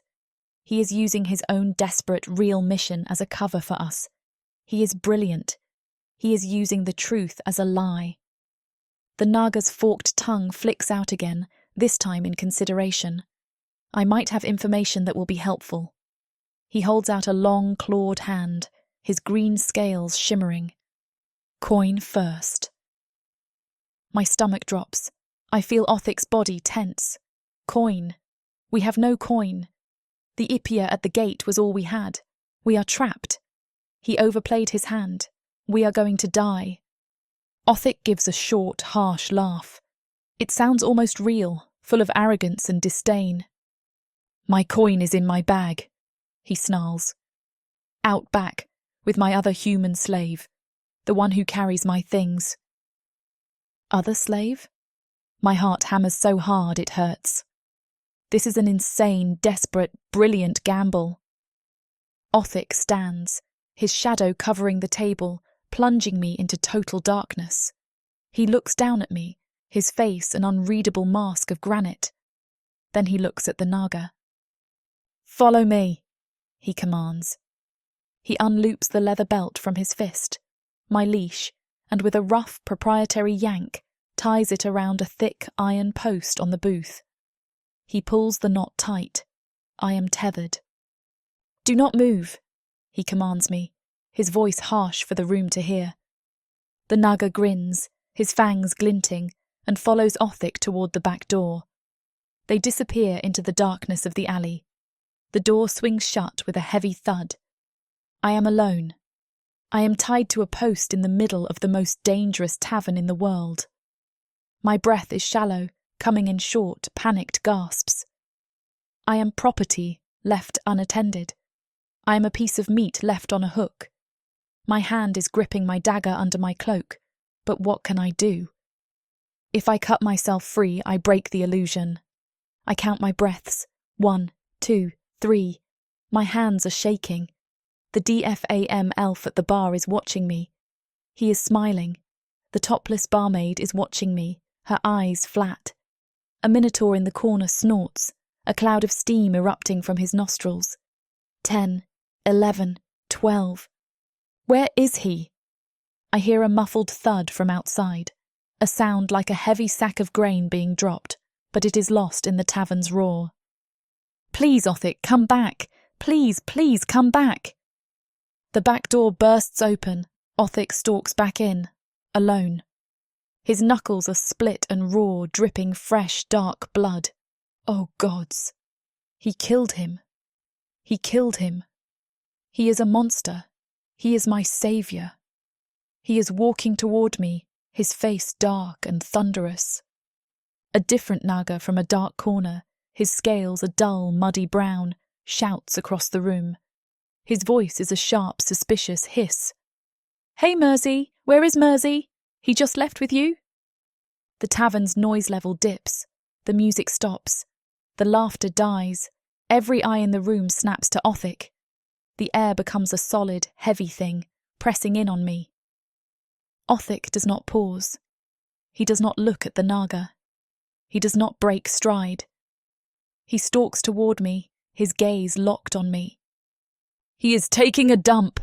he shouts over his shoulder, his voice full of disgust. He is at my side. He does not untie the knot.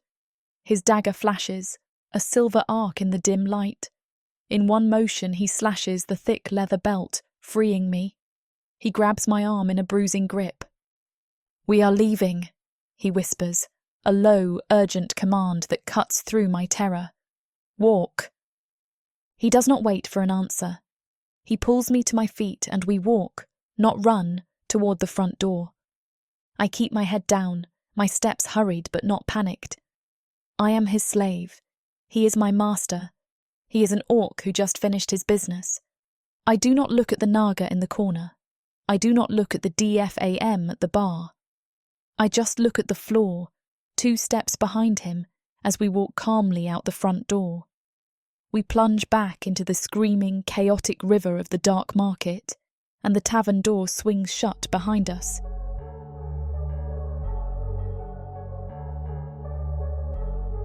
Chapter 27. Othic. My hand is fisted in the cut leather of the belt. Aurora is 2 steps behind me, her head bowed. I am a battering ram, shoving through the churning river of bodies in the dark market. The smell of cheap zisk, unwashed bodies, and urine is overpowering. But we are out. We are clear. My knuckles sting, still sticky with the Naga's blood. I force the words from him. "Go north. Find the monsters of your visage." A trap, almost certainly. A Naga's dying words are a final venom. It does not matter. It is a lead. I scan the crowd. The dark elf guard from the gate is nowhere to be seen. The lie seems to have worked. For now, my first priority is to get Aurora out of this open cesspit. We need a defensible room, a place to hole up, a place where I can find a real lead. I need to find my clan brothers. I am halfway across the main thoroughfare, heading for a cluster of shacks that promise a grimy inn, when the door of the drowned rat explodes open behind us. "Dead! He's dead! That savage orc killed Mersey!" The roar is from the second Naga, the one from the corner, his voice a raw, furious shriek that slices through the market's din. The street-level noise dips. A sudden terrible silence falls, thick and heavy. I feel dozens of eyes on my back. I pull Aurora closer, my hand moving from the belt to the hilt of the clumsy human sword at my hip. "Keep walking," I hiss. "Do not run." "Orc! Savage! He killed Mersey! He is getting away!" The Naga screams again. I see him. 20 yards away, standing by the gate we entered. The dark elf guard. He's not smirking now. His head snaps toward the shouting Naga. His ears, long and pointed, prick up. He scans the crowd. His eyes find me. They narrow. He barks an order to the Minotaur beside him, his voice sharp and carrying. "Stop that orc! He is armed!" I am still walking. Do not run. Running makes you prey. But the Enfaga is not the only one. The door to the drowned rat vomits out a half-dozen more patrons. A DFAM elf, 2 human mercenaries, and another Naga, all drawn by the cry of murder. They are drunk. They are angry. They smell blood. "There he is!" The DFAM elf shouts, pointing at my back. "Walk!" I hiss again at Aurora, my hand gripping her arm. We are 10 feet from a narrow, refuse-filled alley between a tannery and a Batlaz butcher. The stench is overwhelming, a wall of cured hides, raw sewage, and old blood. It is cover. Now, I snarl. I grab Aurora and move, plunging into the alley. The thud of heavy boots on the cobblestones follows us. The Minotaur guard. He is roaring, a sound of fury and exertion. The alley is dark, slick with filth. My boots slide on something wet and foul. This is bad. I'm in a confined space. I have no axe, just this clumsy human blade. I need to get to the cross street, find a new crowd to melt into. We burst out onto a slightly wider street. It is a market row, stalls of glittering, blue-flecked poisons, cages of snarling wargs, and carts of smoking, unidentifiable meat. For one single heartbeat, we are just part of the flow. We blend. Then a small dark elf child, no older than 10, sitting on a crate of season eels, points directly at me. His eyes are wide with a strange, delighted terror. "There he is, Mother! There's the monster!" All motion stops. A Zagfer elf drops a crate of clattering bottles. The wargs in the cages go silent for a second, then erupt in a frenzy of barking. The dark elf guard, his face flushed with anger, emerges from the alley behind us. He sees us. He smiles. It is not a smirk. It is the grin of a hunter who has cornered his quarry. "Stop him!" he screams to the entire street. "A bounty for the orc! He murdered a merchant of the market! 10 Ipia for his head!" Bounty. He just put a price on my head. Now everyone is an enemy. The world explodes. I do not wait. I do not think. I roar. I grab a wooden table piled high with the smoked eels and hurl it behind me. The table cartwheels crashing into the legs of the Minotaur, who bellows in rage as he goes down in a clattering avalanche of wood and fish. I keep Aurora's leash fisted in my hand, yanking her along in my wake. She stumbles, her boots sliding in the mud, but I do not let her fall. She is Iron Tusk. She keeps up. 10 Ipia! Get him! The Naga shouts. He's just told the whole market I am easy coin. But he is wrong. I do not break stride. I do not even draw my sword. I smash my free fist into his face. I hear his nose crunch. He drops. We run, smashing through a stall of vibrant, shimmering silks. The fabric tears billowing around us like colorful ghosts. "He went this way!" A shout. I see a Naga guard trying to cut us off. I grab a hanging Tara carcass from a butcher's hook and swing it like a battering ram. The heavy skinned body slams into the Naga, sending him crashing into his own stall of caged vespids. The cages burst open. The air fills with the high-pitched, furious whine of the insects. The street behind us dissolves into new screams of panic, buying us precious seconds. I need to get out of this main thoroughfare. Too open. Too many eyes. I see another alley, a dark crack between 2 towering, rickety shacks. I yank Aurora hard, pulling her into the darkness. We are running on slick cobblestones, our footsteps echoing. I hear the shouts behind us, growing louder. They are closing. This alley is a maze. Left. Right. I can hear Aurora's ragged gasps behind me. The smell of the alley is rank, a dead end filled with refuse and piss. This is wrong. I chose poorly. The sounds are not just behind us anymore. They are ahead. I skid to a stop, throwing my arm out to stop Aurora from running past me. The alley ends. It is a sheer 20-foot wall of black, weeping stone, slick with slime. A dead end. I turn, my heart a cold stone in my gut. My back is to the wall. I shove Aurora behind me, drawing the human sword. It feels light and useless in my hand. From the mouth of the alley we just entered, the dark elf guard appears. He's not smiling now. His own elegant blade is drawn. The Minotaur fills the alley behind him, blocking all light, his horns scraping the walls, his eyes burning red in the gloom. From the rooftops above, a sound of slithering stone. 2 more Naga, the one from the corner and another I do not recognize, drop down, landing silently, blocking the other exit. We are surrounded. Trapped. I'm in a stone box with my mate, facing 5 armed enemies. The dark elf guard takes a slow step forward, the tip of his blade tracing a line in the mud. Nowhere to run, beast, he hisses, the oily confidence back in his voice. The bounty is mine. I look at the small, pathetic human sword in my hand. I look at the terror in Aurora's eyes, hidden in the shadow I cast. I have failed her. I failed my clan. And now, I will die in a filthy alley, reeking of piss. This huge orc brings out the animal in me. In a world where humans have been driven underground, living like rats is the only way to stay safe from the marauding orcs. All my life, my only job has been to make sure I have enough to eat. These orcs of the Burning Sun clan will vow to keep their human mates safe. There is a nobleness to these giant savages, alpha male warriors who will protect their women at all costs. Get this complete series of books following the Burning Sun clan for 70% off. Each book is a full-length monster romance that features a giant orc with eyes for his beloved, curvy human, happily ever after guaranteed. Protheka's magic is eternal. This bundle will show you that size really does matter.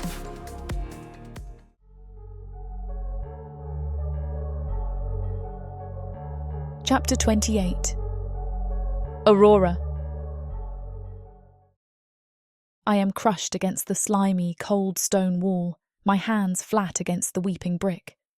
Othik is a mountain in front of me, his back to me, the hated slaver's sword held in a low, ready grip. The dark elf guard is at the alley's mouth, his own blade gleaming. He is flanked by the massive, snorting minotaur, whose horns are so wide they scrape the walls on either side. The two Naga drop from the rooftops, landing like spiders, their scaled bodies uncoiling in the filth behind us. 5 of them. We are in a stone box. The smell is overwhelming. The alley's stench of piss and old garbage is now choked by the dark elf's cloying perfume and the hot, musky animal sweat smell of the minotaur. I can hear the minotaur's heavy, angry breathing, a low rumble in its chest. The Naga are utterly silent. This is it. This is where we die. He is one orc with a bad sword. He cannot fight 5. He is going to die for me. He should have left me at the Sildborg. Nowhere to run, beast! The dark elf hisses, his voice slick with oily confidence. The bounty is mine. Bounty is mine!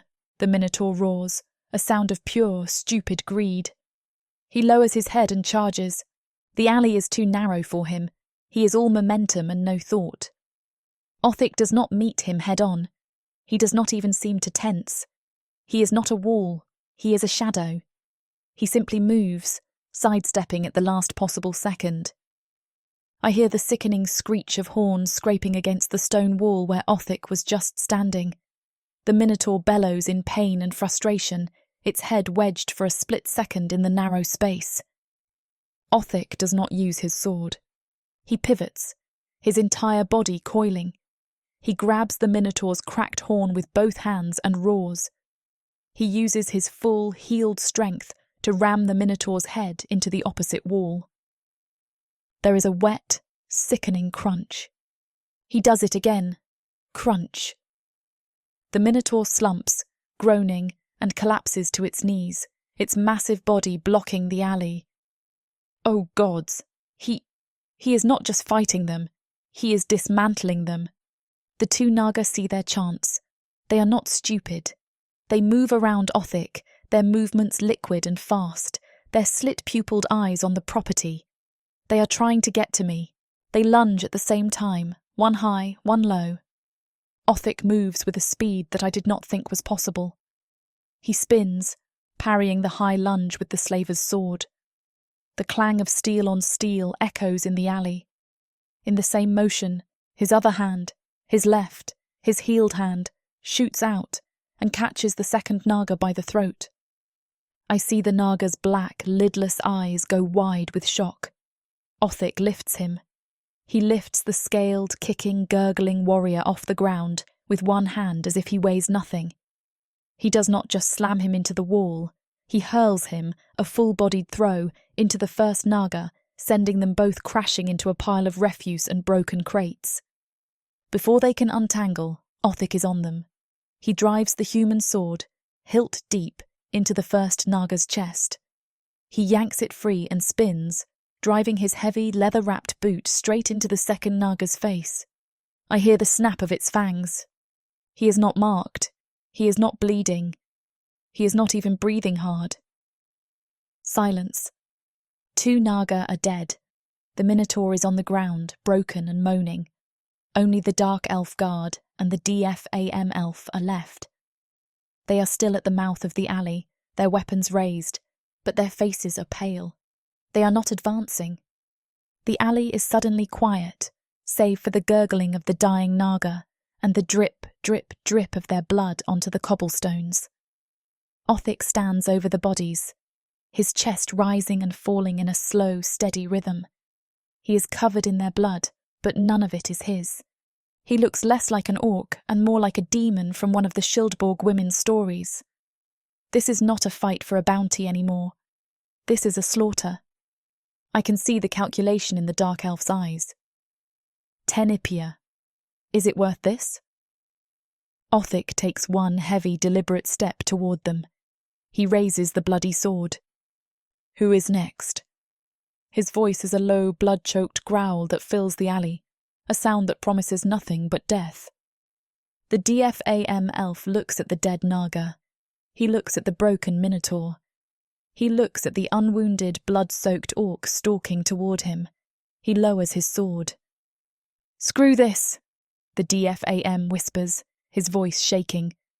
10 Ipia is not worth this. He turns and runs, disappearing into the market. The Dark Elf Guard is alone. He looks at Othik, his mask of superiority completely shattered, replaced by pure, abject terror. He takes one step back, then another. He drops his elegant sword with a clatter, turns, and flees, screaming for the real city watch. They are gone. They ran. He won. He tore them apart, and he does not have a single scratch on him. He is a hero. He is a monster. He is mine. The adrenaline seems to leave him, but he does not slump. He stands straight, the bloody sword hanging from his hand. He turns to me. I am still pressed against the wall, shaking, my hand clutching the tattered end of the leather belt I was tied with. He stalks over to me, his face a mask of cold fury. I flinch as he reaches for me. He does not touch my arm. He does not ask if I am hurt. His hand grabs the heavy leather collar still buckled around my neck. With a single violent roar of pure disgust, he rips it from my throat, the leather snapping, the metal buckle flying off to clatter against the stone. He throws the broken, useless belt onto the body of the dead Naga. He looks at me, his eyes no longer blazing with battle rage, but with a fierce, possessive pride that makes my knees weak. He gently, with his blood-soaked fingers, brushes the hair from my face. You will walk out of this vile place with the beauty you are.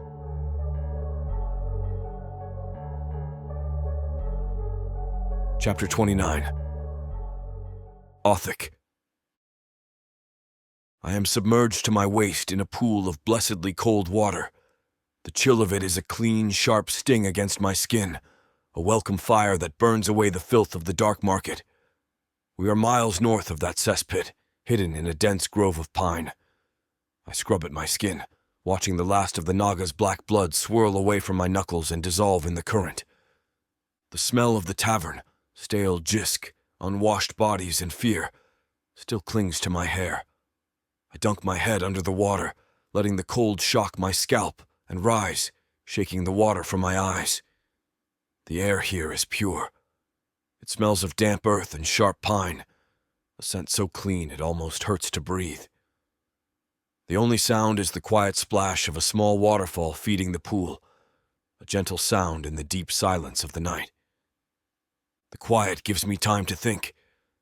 The Naga's dying words echo in my mind. Go north. Find the monsters of your visage. My heart aches with a familiar hollow pain. Gruk. Mogor. I am so desperate to find my clan brothers that I am willing to follow the words of a dying snake. But the Tusk, the warrior, knows the truth. It was a lie. A final, venomous barb meant to send me on a fool's errand into the northern wilderness, likely into the territory of another beast like the Woodvos. I am no closer to finding my clan than I was when I washed up on this cursed continent. I am alone, and I have dragged her with me. I hear a soft footstep on the mossy bank. I turn. Aurora is standing there, illuminated by a single shaft of moonlight filtering through the canopy. She says nothing. Her eyes are locked on mine, wide and dark in the dim light. She slowly, deliberately, unlaces the front of her tunic. I watch, my hands frozen in the water as she shrugs it from her shoulders, letting it fall to the ground. Her leggings follow, pooling in a dark circle at her ankles. She stands naked in the dim light, her skin pale and perfect, a stark, beautiful contrast to the black trees and dark water. She steps to the water's edge and slides into the pool. The cold makes her gasp, a small, sharp sound that makes my gut tighten. She wades toward me, the water lapping at her waist, her gaze never leaving mine, her intention a tangible, unspoken thing in the cold night air. She reaches me and the water parts around her hips like black silk. The moonlight catches on the droplets clinging to her skin, turning her into something carved from starlight and hunger. She does not speak. She does not need to. The scent of her arousal is already thick in the cold air, sweet and sharp, cutting through the pine like a blade. I stay still, letting her come to me. She stops when her breasts brush my chest, the chill of the water making her nipples hard as river stones. Her hands settle on my shoulders, small and trembling with need, not fear. "I'm cold," she whispers, voice husky, "but I burn for you." That is all the warning I give her. My hands clamp around her waist and I lift her clean out of the water. She gasps, legs wrapping my hips on instinct, ankles locking at the small of my back. My manhood is already iron hard, jutting up between us, trapped against the slick heat of her hole. She rolls her hips once, just once, and the head slips through her folds, coating me in her wetness. "Take me," I snarl against her throat. "Take what is yours." She does not wait. This scene is about to get too steamy for this platform's comfort, and as much as we'd love to keep going, their guidelines say we need to stop here. To continue releasing these free audiobooks on this platform, we've got to play by the rules. The passion doesn't end here. Visit worldsofprotheka.com to hear the full, uncut version of this fantasy romance, and every daring moment that YouTube can't handle. Use code YouTube30 for 30% off unabridged audiobooks in the worlds of Protheka. Don't let YouTube hold you back. Immerse yourself in a world of magic, danger, and unfiltered passion. Protheka's magic is eternal. Listen unabridged and you'll never want to go back. I carry her out of the pool like that, impaled, dripping, claimed, and lay her down on the bed of pine needles and moonlight. She whimpers when I finally slip free, a thick rush of my seed following, painting her thighs white in the silver light.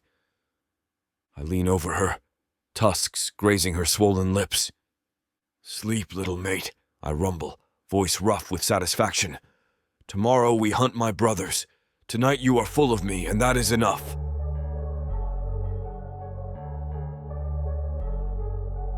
Chapter 30. Aurora. I follow Othic. We have been walking for days, heading north, deeper into the harsh, cold land of Rach. The Naga's dying words, "monsters of your visage," are the only thing we have. The land is all rock, stunted pine, and a wind that stings my face, a wind that feels personal. I am so cold, huddled in the furs we took from the Schildborg, my hand on my dagger. I am a warrior now, or so he tells me. But I am so very tired. This land feels empty, and the hope that burned so bright at the farmstead is guttering like a cheap candle. I watch Othic. He is a silent, grim mountain, his eyes scanning every ridge, his shoulders set against the wind. I can feel the doubt rolling off him. He thinks this is a fool's errand, a trap set by a dying snake, He has been quieter these last 2 days, his movements heavier, the primal alertness replaced by a grim, joyless march. I see him stop, his shoulders slumping. He is about to tell me he has failed us. He is about to tell me to turn back, and I do not know if I have the strength to. He freezes, his head snaps up. He is not defeated. He is listening. He sniffs the air, his nostrils flaring wide. His entire body goes rigid, coiling with a new, sudden tension. He has caught a scent. He pulls me down behind a large, ice-covered boulder, his hand on my arm. "Wood smoke," he whispers. The word a puff of steam in the frigid air. Tora meat. I sniff, but my human nose catches nothing but pine and cold stone. He does not need my confirmation. He is already moving, a predator who has caught the trail. "Stay here. Do not move. Do not make a sound. I will see who it is." He turns to go, to leave me in the cold. The old me would have cowered, my body paralysed by fear, praying for his return. I am not the old me. "No," I whisper, my hand already on my dagger. "I am your clan. I go with you." Othic looks at me, his piercing eyes searching my face in the dim light. I see a flicker of pride, a small, almost imperceptible softening of his hard jaw. He nods. Close. Quiet.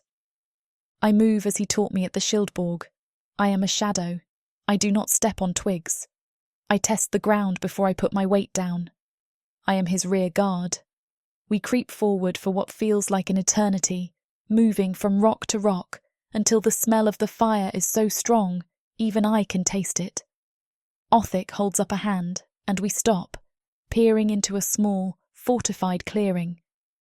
It is a cabin, a small, solid cabin built of thick ironwood logs. It is a fortress.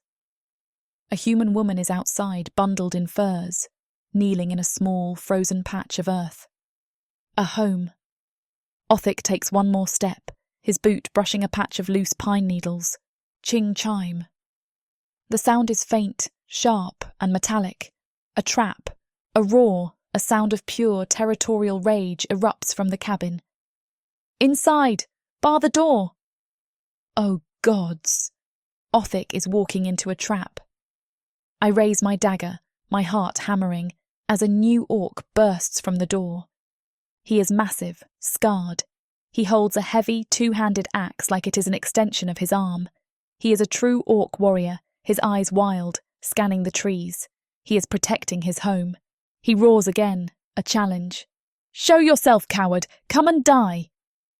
Othic's whole body is trembling, not with fear, but with an emotion I cannot name. He pushes me gently behind his own body, shielding me, and steps out. He does it slowly, his hands held wide, away from his sword, just as he taught the women at the Schildborg to do to show they are not a threat. The new orc sees him. He tenses, his eyes narrowing. He just sees another monster. He sees a filthy, blood-stained orc in rags, carrying a hated human sword. He raises his axe, bracing to charge. "Who in the hells are you?" the strange orc roars. "How did you find this place?" I watch Othic, and I see a lifetime of pain and hope crash over his face. He does not say his name. He says the words that will prove who he is. His voice is a raw, broken rasp. The ship, the fire, the deceiver's magic. I thought I was the only one. The strange orc's axe hand wavers. His eyes go wide. I see the muscles in his thick neck working as he swallows. "What ship?" he growls, the word low and dangerous, not daring to hope. "The dragon's tooth," Othic says, his voice cracking. "The fire. I saw Kilkirk burn. I saw Pandar fall." The strange orc's axe lowers, his hand trembling. He is searching Othic's face, his own gaze full of a dawning, shocked recognition. "Othic?" he whispers, the name a question, a prayer. "Brother?" "You are alive, Captain," Othic breathes, and the relief in those words almost brings him to his knees. Captain, brother, the Naga was right. He sent Othik to the monsters of his visage, his own clan. The strange orc, Grook, drops his axe. It thuds into the hard, frozen dirt. He grips Othik's forearm, pulling him into a rough warrior's embrace. I can see Othik's shoulders, which have been rigid for as long, finally slump in relief. The tension that has held him together like iron bands just leaves him. The cabin door opens again. A human female smiles at me. "Come inside," she says, her voice warm. "You are freezing. We have ale." I slowly take my hand off my dagger. I take Othik's hand. He leads me inside. The cabin is warm, filled with the smell of roasting meat, ironwood smoke, and ale. It is safe. A large fire roars in a stone hearth. It is safe. I can feel Othik willing me to speak. "I am Aurora," I whisper, my voice sounding small in the sudden warmth of the room. "I am Eve, and this is Lynn," Eve says. Lynn smiles at me and I feel safe. The two human women, Eve and Lynn, immediately separate from their mates and come toward me. I instinctively flinch, my hand still on my dagger. "It is all right," Eve says. Her voice is warm and her hands are open and empty. "You're safe here. He will not let anything harm you."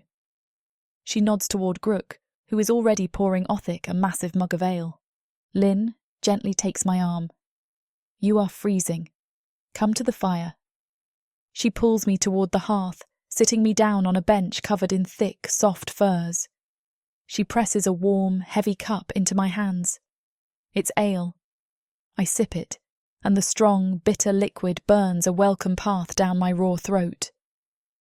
You are like me?" I ask. "Yes, and it's not easy, as I am sure you know." Eve smiles, a slow, knowing smile that crinkles the corners of her eyes. "No, but it is such a relief to be in the company of others who understand," I say. "They are a force of nature, terrifying, stubborn. They roar when they should speak, and they break things they mean to fix," Lynn says. Othik, he does that," I say, a small shaky laugh escaping me. "He is rage, and then he is so gentle. I do not understand it." Eve and Lynn exchange a look. It is a look that passes between them in an instant, a look of shared, profound, and weary understanding. It is the language I did not have a word for. "You will," Eve says softly. "The rage is not for you. It is for you. It is the only way they know how to protect what is theirs." "And make no mistake," Lynn adds, her voice low as she glances at Mogor. "You are his. I am his." The words settle over me, not as a brand, but as a shield. I am not a pet. I am not a thing. I am his. I look over at the men. Othik, Grook, and Mogor are at a large wooden table, their massive bodies hunched over their mugs. They are laughing. The sound is a deep, rumbling thunder, a sound of such profound relief it shakes the cups on the shelf. I cannot hear all their words, just the low rumble of their voices. Othik looks different. The stone-cold mask of the Tusk is gone. The haunted look of the survivor is gone. His shoulders are relaxed. He is not a guardian on a wall. He just looks like Othik. I hear Grook's voice rise slightly, his words carrying over the crackle of the fire. "It is a strange fate, brother. All of us, lost. All of us, finding this." He gestures with his mug to Eve, to Lynn, and then to me. "What are the chances of that?" Othik's voice is low, but I hear it. It is full of a reverence that makes my heart stop. "She is everything. I would have died in that forest. I love her." I freeze. My cup stops halfway to my lips. He loves me. Mogor claps Othik on the back, whispering a loud, booming rumble that fills the entire cabin. Aye, and they are the finest stuff I ever had.